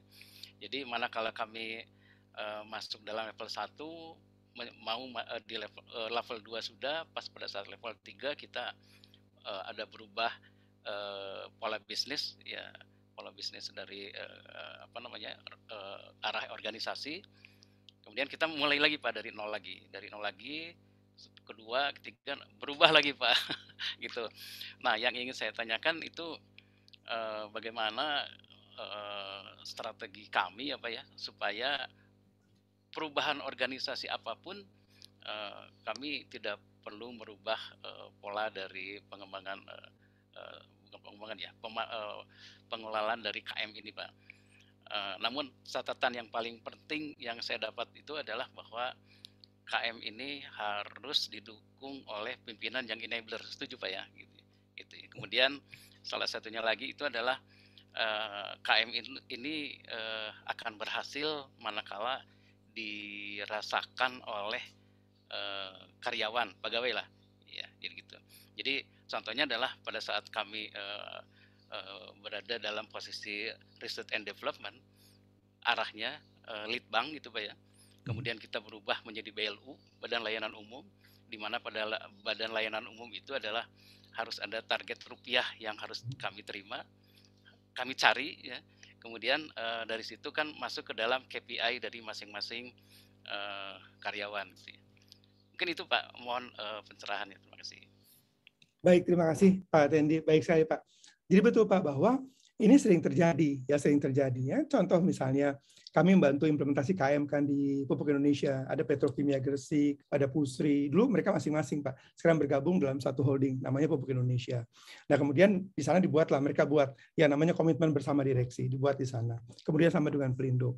Nah, sebetulnya poinnya apa sebetulnya? Sebetulnya poinnya adalah kita menunjukkan bahwa ini semua kegiatan dilakukan di setiap orang. Nah, tapi Pak, suatu saat tiba-tiba itu berubah. Manajemennya berubah, kebijakan berubah. Stimulusnya, kalau stimulusnya mungkin anginnya sepoi-sepoi, masih mending, Pak. Ini stimulusnya anginnya badai. Nah, poinnya adalah, memang ini konsep seperti kalau analoginya, Pak, analoginya. Kalau kita tanam pohon, kalau di akarnya belum kuat, pohonnya tinggi, itu begitu ada angin kencang, pohonnya hilang. Dia langsung rubuh. Nah, jadi saya selalu bilang ke semua perusahaan yang menerapkan KM, kita nggak usah buat pohonnya tinggi dulu. Yang penting akarnya kuat dulu. Supaya kalau ada apa-apa, kita nggak pernah berharap ada apa-apa ya Pak, tapi kalau ada apa-apa, itu nggak kemudian kecabut dan hilang begitu aja. Nah, konsep akar itu apa Bapak Ibu? Konsep akar itu adalah karyawan. Karena apa? Karena BOD bisa berubah. Tapi kan nggak mungkin satu perusahaan karyawannya keluar semua. Ya kan ya, kalau itu tutup perusahaannya pasti. Nah, yang tadi yang kita buat dengan gaung yang besar, kemudian dibuatkan ada seremonial, dilakukan di tempat yang besar, menurut saya agak berisiko. Kenapa? Seringkali akarnya belum kuat, tapi tinggi sekali tuh. Ya, speakernya besar, antenanya tinggi. Nah, itu ada angin kencang sedikit hilang itu. Seluruh bangunnya ini hilang. Nah, nanti kita balik lagi ke sini lagi. Nanti kami diundang nih Pak. Ya kami sebagai konsulat senang sih diundang lagi Pak. Tolong berikan kami awareness. Datang lagi kita ke sana. Cerita apa itu KM, apa manfaatnya KM. Tapi problemnya adalah implementasi sudah dilakukan 10 tahun yang lalu. Nah, poinnya apa? Nah, ini yang saya ingin sampaikan sebenarnya pada hari ini. Yaitu apa? KM itu harus menjadi bagian dari banyak orang. Kita buat akar rumput istilahnya. Ya, istilahnya apa? China bambu root. Kalau lihat pohon bambu, ya analoginya Bapak dan Ibu, pohon bambu itu kan dia batangnya kecil, tapi akarnya luar biasa. Dan begitu akarnya kuat, baru batangnya membesar. Tapi pada saat itu setengah mati. Itu kalau kita lihat kemarin ada typhoon di China, itu rumah-rumahnya bahkan tiang listrik bisa terbang tuh Pak. Tapi pohon bambunya bertahan. Itu ada saya punya video yang menarik tuh. Bagaimana tiang listrik itu bisa kalah kuat sama pohon bambu. Berarti tiang listrik kan di beton. Itu bisa terbang tiang listrik karena ada satu tarik, ada ketarik semua. Tapi pohon bambunya masih bertahan. Dan saya pernah dengar katanya sih, nggak tahu juga katanya pohon bambu dimatikan pun susah katanya. Jadi kalau ada rumpun bambu kita mematikan setengah mati. Itu ngegalinya susah karena melebar. Nah, jadi analogi ini berlaku dengan konsep knowledge worker. Yaitu kita harapkan bahwa semua orang paham. Yang pertama apa? Bahwa knowledge management ini, yang pertama, bukan inisiatif dari manajemen. Bukan inisiatif dari SDM. Tapi Pak, SDM yang menginisiatif. Seperti analogi begini, Bapak dan Ibu, di gedung saya, itu yang kelola building namanya building maintenance. Tapi yang bekerja di perusahaan di kantor itu bukan cuma building maintenance, sekantor kerja di kantor. Bukan berarti karena building maintenance yang mengelola building, yang bekerja hanya boleh building maintenance. Sama dengan analogi KM. Di beberapa perusahaan, KM itu dikelola oleh divisi SDM. Tetapi bukan berarti diimplementasikan hanya oleh divisi SDM. Oleh seluruh perusahaan. Pak, bikin mapping. Kenapa nggak SDM aja yang buat mapping? Ya SDM akan buat mapping untuk SDM. Kalau kita bikinnya komersial, kalau kita buatnya audit, kita buatnya finance, ya masing-masing divisi. Nah, pemahaman bahwa KM itu adalah everybody's business, itu menurut saya kita harus sampaikan di awal. Dan kemudian kita juga harus tunjukkan bagaimana cara menggunakannya. Sekarang kadang-kadang kita berikan konsep, kita berikan roadmap, kita berikan blueprint, kita buat segala macam yang rumit-rumit, tapi kita nggak pernah ngasih tahu sederhana bagaimana menggunakannya. Sehingga orang dapat tuh buku yang tebal-tebal, ya mungkin kajian dari konsultan kan suka tebal-tebal tuh biar keren ya, tapi nggak bisa dipakai sebetulnya. Ya, karena mereka juga bingung gimana caranya kita. Padahal ada banyak hal sederhana yang dapat digunakan oleh setiap karyawan dalam pekerjaan mereka sehari-hari. Misalnya, contoh, setiap kali selesai dalam mengerjakan pekerjaan, buat dokumentasi kecil, bikin pakai AR, kan salah satu lembar cuma. Buat satu lembar sederhana. Kemudian bagaimana cara share-nya? Sederhana. Nah, kita buat dengan cara yang seperti itu sebetulnya. Jadi itu terima kasih Pak Tendi pertanyaan Pak. Jadi Tuan sampaikan tadi bahwa boleh kita buat ini ya dengan apa ya? Publikasi yang besar misalnya karena kita ini dikenal itu boleh dengan tujuan yang positif. Tapi jangan sampai kemudian publikasi saja yang kita lakukan tanpa ada kegiatan real yang dilakukan. Nah, itu tadi begitu ada perubahan manajemen hilang semua. Karena apa? Karena yang kita buat hanya publikasi, tidak ada kegiatan real untuk implementasi knowledge management ini. Nah, kalau kita mau naik ini harus real. Karena bisnis itu real sebetulnya. Ya, baik. Bapak Ibu saya mau tunjukkan satu video lagi. Ini dari Larry Prusak. Ya, Larry Prusak ini dia 25 tahun menjadi senior dari, kalau saya nggak salah dia adalah senior knowledge advisor di NASA selama 2 tahun. Kemudian Larry Prusak hadir di acara ini ya, Rosatom namanya tahun 2016. Ini adalah Russian State Corporate in Nuclear Energy. Nah, dia bicara dalam forum ini. Ada kalimat yang menarik. Kita sama-sama cuplikan video singkatnya. Dia mengatakan NASA punya banyak pengetahuan. Kebetulan Larry Prusak adalah konsultan KM di NASA selama 25 tahun. Ya, dan dia sharing pengalaman dia bagaimana menangani KM di NASA. Saya akan tunjukkan videonya. So, I've been working for the last 25 years as a senior knowledge advisor at NASA, the space agency. A lot of NASA now does work with Russia, strong relationship. It's the first U.S. agency that actually took knowledge seriously, for good reason. They really had to. And their first emphasis was on transferring knowledge internally. They have 13 centers within the United States. Many of these centers have innovative practices. They do things differently. And to move that knowledge around is very, very difficult. We tried writing documents. We tried all sorts of technology. And we found, after a lot of experiment, that without a doubt, the most effective way to transfer innovative practices within the center was to have people tell stories to one another. Narratives, stories. We bring them together, we teach people how to speak, so we learn how to do this. NASA too has too much knowledge. They realized, and this was a hard lesson for them to absorb, they couldn't go it alone. They could not do all the things they want to do just by being NASA. They had to collaborate with Russia. They had to collaborate with Brazil. With India, with Japan. You no longer can go it alone, as my friend from Elsevier says. There's too much knowledge in the world to do anything alone. And that's one of the great needs for knowledge networks, for knowledge collaboration. You can't do it alone. The last point I wanted to make is NASA had to develop a model for governing knowledge.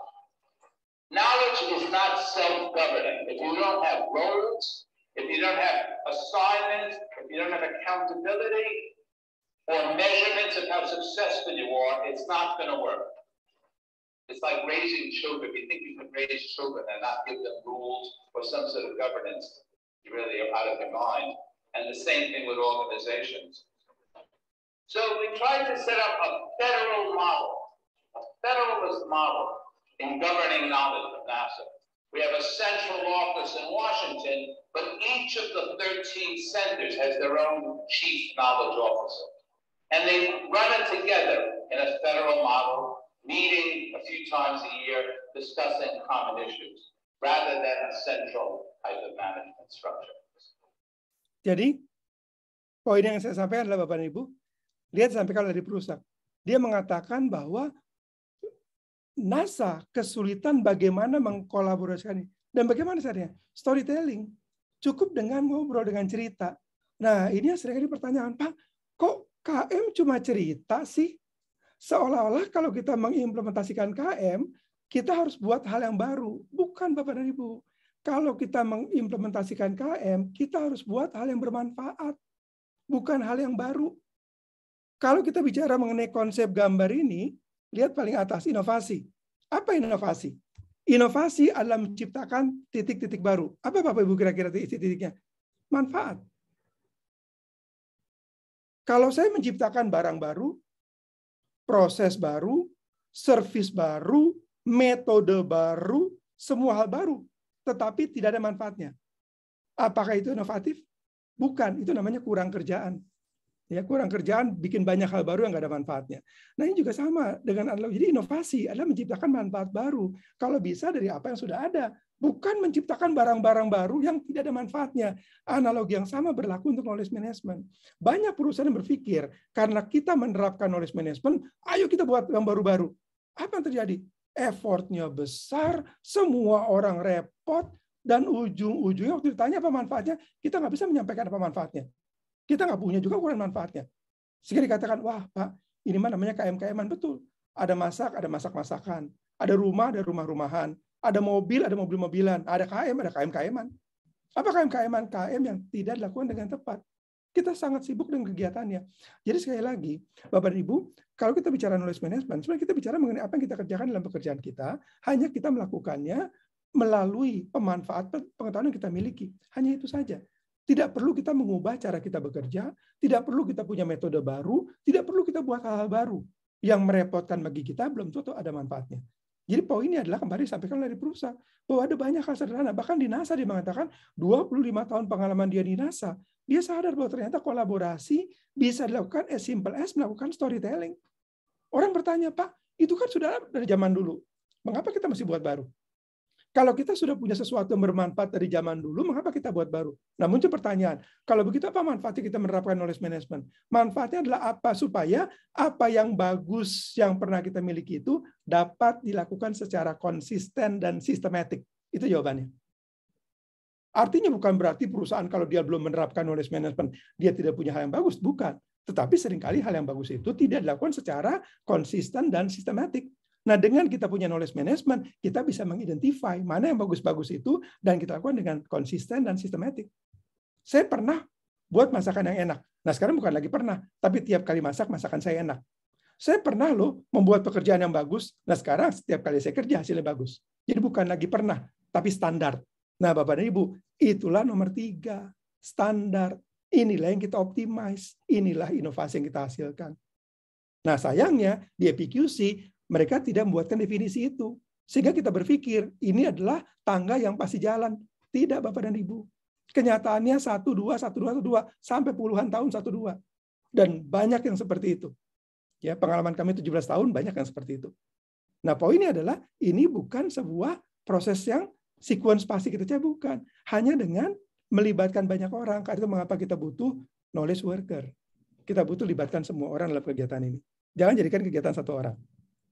Tadi disinggung mengenai make. Ya, tadi ada Bu Novi cerita mengenai make. Nah, kalau kita mau tahu perusahaan mana menang make paling banyak di dunia, nah, jawabannya Microsoft.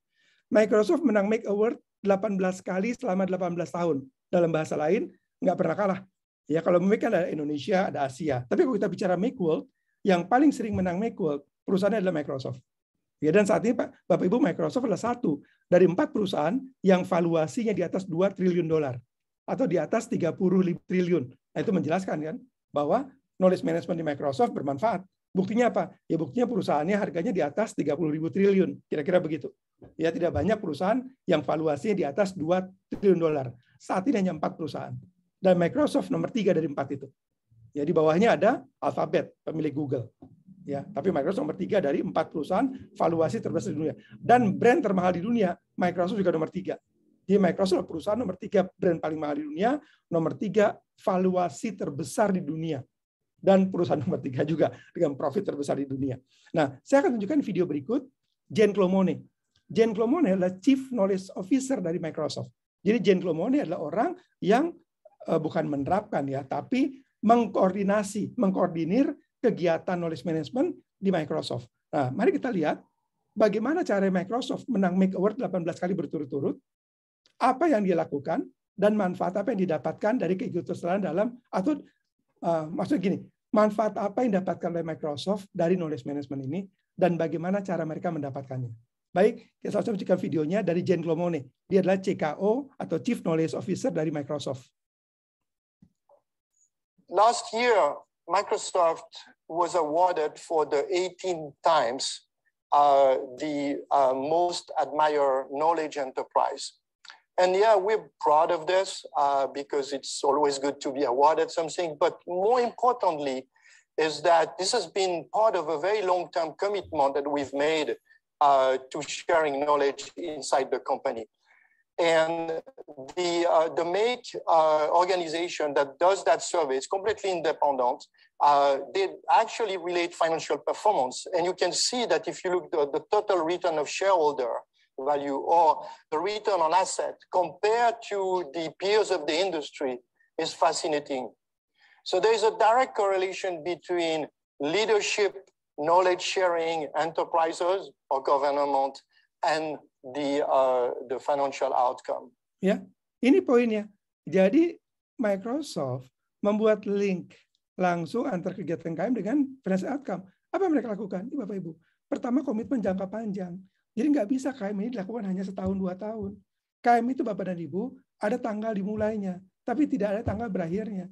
KM itu berakhir pada saat perusahaannya tutup. Ya, belajar. Nah, baik, ini ada pertanyaan bagus sekali. Saya jawab sekalian aja ya. Karena ini bagus, saya izin. Saya akan jawab agak random dari Pak Turikan Iqbal. Ya, di chat beliau menyampaikan dalam paparan sepertinya dengan knowledge saja cukup. Tapi biasanya kemampuan seseorang itu ditentukan oleh kompetensi yang dari knowledge, skill, dan attitude. Ya, nah menunjukkan knowledge saja tidak cukup. Mohon tanggapan. Betul. Jadi begini, ada namanya ya KSA, knowledge, skill, attitude. Tapi dalam konteks knowledge management, definisi knowledge hanya satu. Ya, sampai yang tadi di awal. Apa definisi knowledge itu? Kita nggak lagi mengenai KSA. Kita bicara bahwa knowledge itu definisinya satu, yaitu ini. Kapabilitas. Itu bisa muncul dari knowledge yang kita miliki, bisa muncul dari skill, bisa muncul dari kemauan, bisa muncul dari motivasi, dan bahkan bisa muncul dari orang-orang yang kita kenal. Contoh misalnya, Anda bisa finance? Bisa. Ini tolong kerjakan, angkat telepon. Tolong dong bantu. Nah, beres finance-nya. Anda bisa audit? Bisa. Sini materinya, telepon teman. Tolong bantu audit ya. Bapak dan Ibu, zaman sekarang orang yang paling pintar bukan orang yang tahu semua, tapi orang yang teman-temannya pintar. Dalam knowledge management, itu namanya adalah social capital atau aset sosial. Jadi artinya bahkan dalam konteks knowledge management, kita tidak harus mengerjakan semuanya sendiri. Dan justru kita jangan sampai mengerjakan semuanya sendiri. Karena itu mengapa kita bicara knowledge worker. Nah, mungkin saya akan izin, saya akan skip ya ke bagian knowledge worker. Apa sih knowledge worker ini? Kita belum bahas itu malah. Ini kita singkat, Bapak Ibu. Jadi kita singkat SMART. Lihat yang paling bawah, team player. Knowledge worker memiliki 5 kriteria. Seseorang sebut knowledge worker. Pertama, self-driven. Dia punya inisiatif. Dia bukan orang yang harus didorong-dorong. Yang kedua, dia punya motivasi. Melakukan apa yang direncanakan. Yang ketiga, dia melakukan dengan tuntas apa yang dilakukan. Keempat, punya tanggung jawab sebagai profesional. Jadi pekerjaannya bukan hanya selesai, tapi ada nilai tambah. Dan dilakukan dalam model kolaborasi. Bukan dilakukan sendiri. Jadi Bapak Ibu jangan kita berpikir karena knowledge itu powerful, mari kita mulai kerja. Tidak. Ya, kita kerjakan sama-sama. Pepatahnya orang Afrika kan, if you want to go fast, you go alone. But if you want to go far, you go together. Kalau Anda mau cepat, kerjakan sendiri. Tapi kalau Anda ingin jauh, nah, kalau ingin ada cepat, jalan sendiri, kata orang Afrika. Tapi kalau Anda mau jauh, jalan bersama-sama. Mungkin di Afrika jalan jauh sendirian, diterkam singa. Analogi yang sama berlaku dalam perusahaan. Ya, ini dia, ini knowledge worker. Punya tujuan rencana yang jelas. Punya motivasi untuk melakukan apa yang direncanakan. Dilakukan dengan disiplin dan konsisten. Dan punya tanggung jawab sebagai profesional untuk menghasilkan nilai tambah. Bukan hanya pekerjaannya selesai, tapi ada nilai tambah. Bapak dan Ibu, kalau hanya pekerjaan selesai, ada atau tidak ada kita, kerjaan pasti selesai. Tidak ada saya, workshop ini pasti jalan juga, kan ada orang yang bisa menggantikan. Tapi poinnya adalah, nilai tambah apa yang muncul kalau kita ada di pekerjaan itu. Jadi poin contoh saya sekarang, saya berpikir, nilai tambah apa yang saya bisa berikan ke Bapak dan Ibu dengan sharing yang saya berikan. Karena tanpa ada saya pun Bapak Ibu bisa belajar knowledge worker dari manapun juga. Yang saya pikirkan adalah saya bisa memberikan nilai tambah apa. Nah, sama dalam pekerjaan kita. Kita bukan bicara pekerjaan kita selesai, tapi kita bicara sebagai profesional, kita bisa menciptakan nilai tambah apa. Itulah responsibility. Itulah ukuran dari profesionalisme. Dan terakhir, kolaborasi, jangan lakukan sendiri. Ya, nah Bapak Ibu, saya mau tunjukkan ada satu video lagi nih, ya, pemain bola, namanya Messi. Ya, Messi sudah keluar dari Barcelona, tapi suatu saat Messi bermain di Barcelona, dia buat 500 gol. Waktu Messi buat gol yang ke-500, Barcelona buat video ini. Video yang ditribute, ya, diberikan untuk Messi. Nah, saya mau tunjukkan bukan bolanya, bukan Messi-nya, tapi kalimat menarik yang disampaikan oleh Barcelona kepada Messi yang menggambarkan apa itu knowledge worker. Cara Barcelona menyampaikan pesan kepada Messi, dia mengatakan bahwa Anda knowledge worker. Kita harus bikin video singkatnya. That 1st of May 2005, it seemed like Messi had an idea in his mind. At that time, we had no idea what Leo Messi was capable of doing when he had an idea in his mind. That day, Leo was wondering what his first goal for Football Club Barcelona would be like. He'd imagined it, he'd dreamt it, he'd pictured it. He'd scored it 1,000 times before it became real. So when the referee disallowed his first goal for Football Club Barcelona, Messi showed no anger. He wasn't bothered. Where others would have seen a problem, he saw an opportunity, the chance to start making history. So he did what nobody expected. He scored again. Because that was the goal that Leo chose to start his count. After all, repeating something wonderful might be the best way to show that you are unrepeatable. 499 goals later, he's still the same Leo who scored that first one.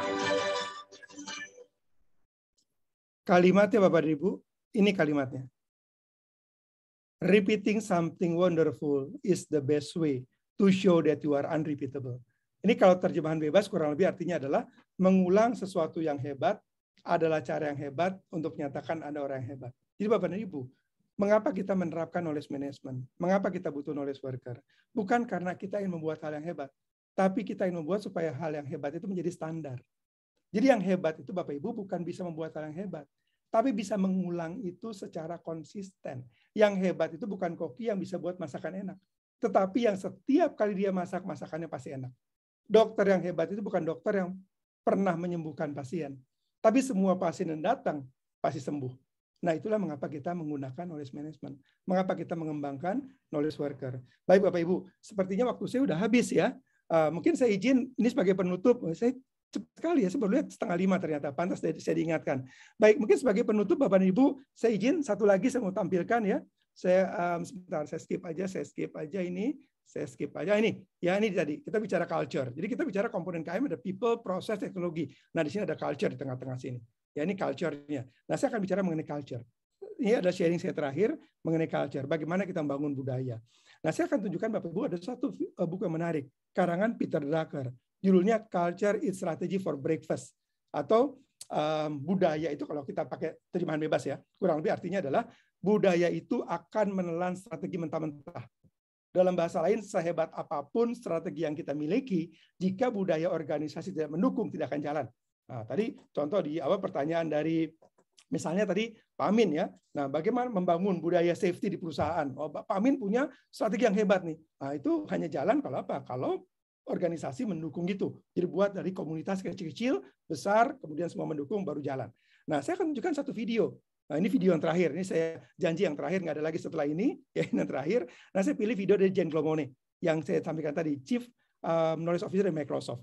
Dia membahas mengenai buku Peter Drucker ini. Kita sama-sama berikan video singkat sekaligus penutup untuk sharing kita pada sore hari ini.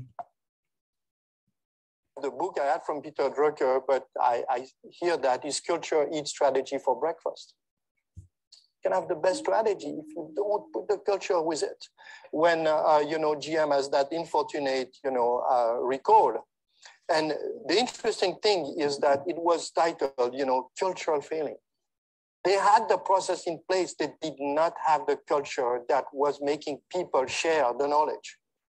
And if you got the NASA, those of you who know about the Columbia failure, my friend Ed Hoffman, who is the chief knowledge officer of the NASA, told me, they knew about the O-ring.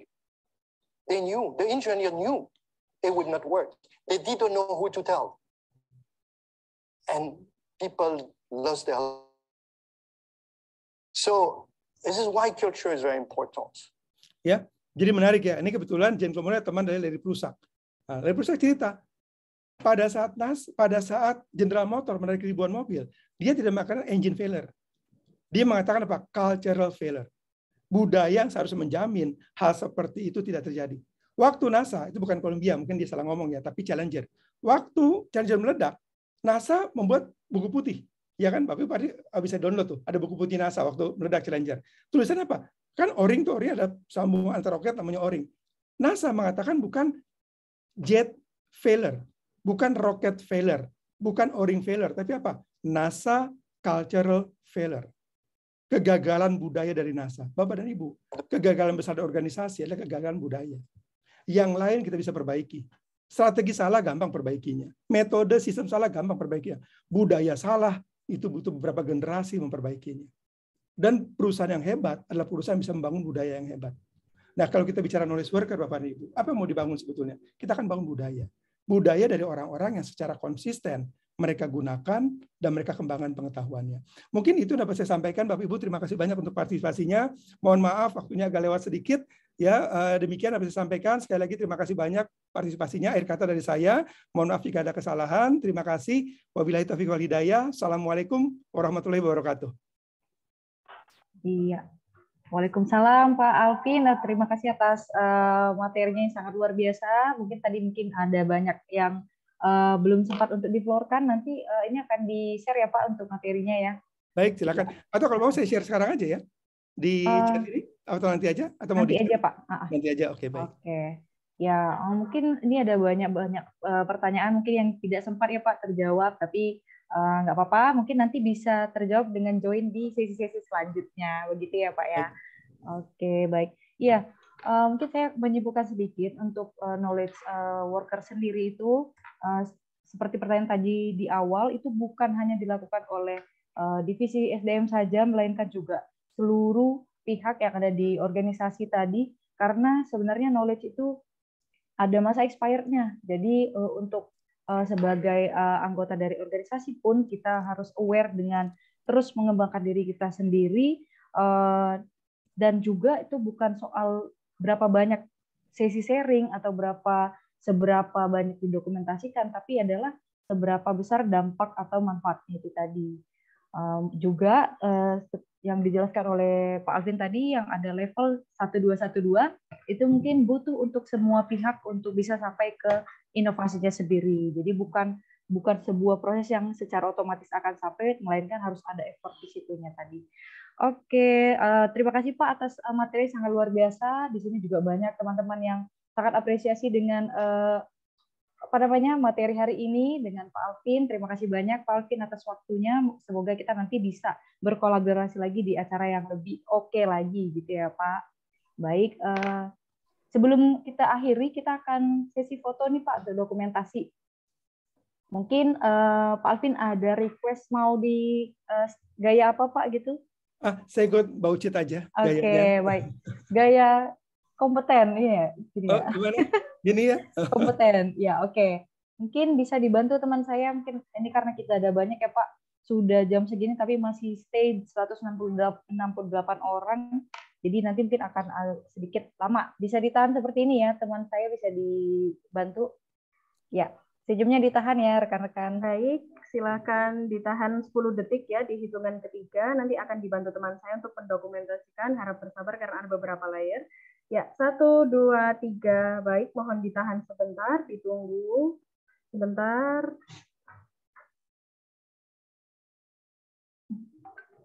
Baik, sebentar di layar berikutnya.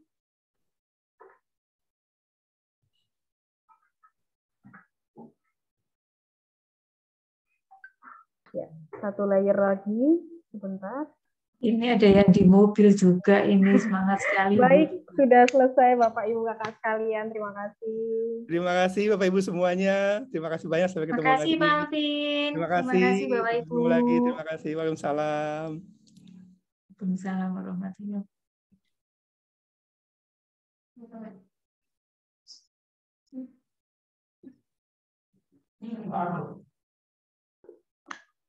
Baik, Bapak Ibu sekalian, silahkan di kolom chat sudah kami tinggalkan ya untuk link feedbacknya. Silahkan diklik linknya, begitu ya. Silahkan diisi. Mohon berhati-hati pada saat penulisan nama, karena nama yang tertulis di feedback otomatis akan tampil di e-sertifikat. Jadi jika ada kesalahan nama, itu datangnya bukan dari kami.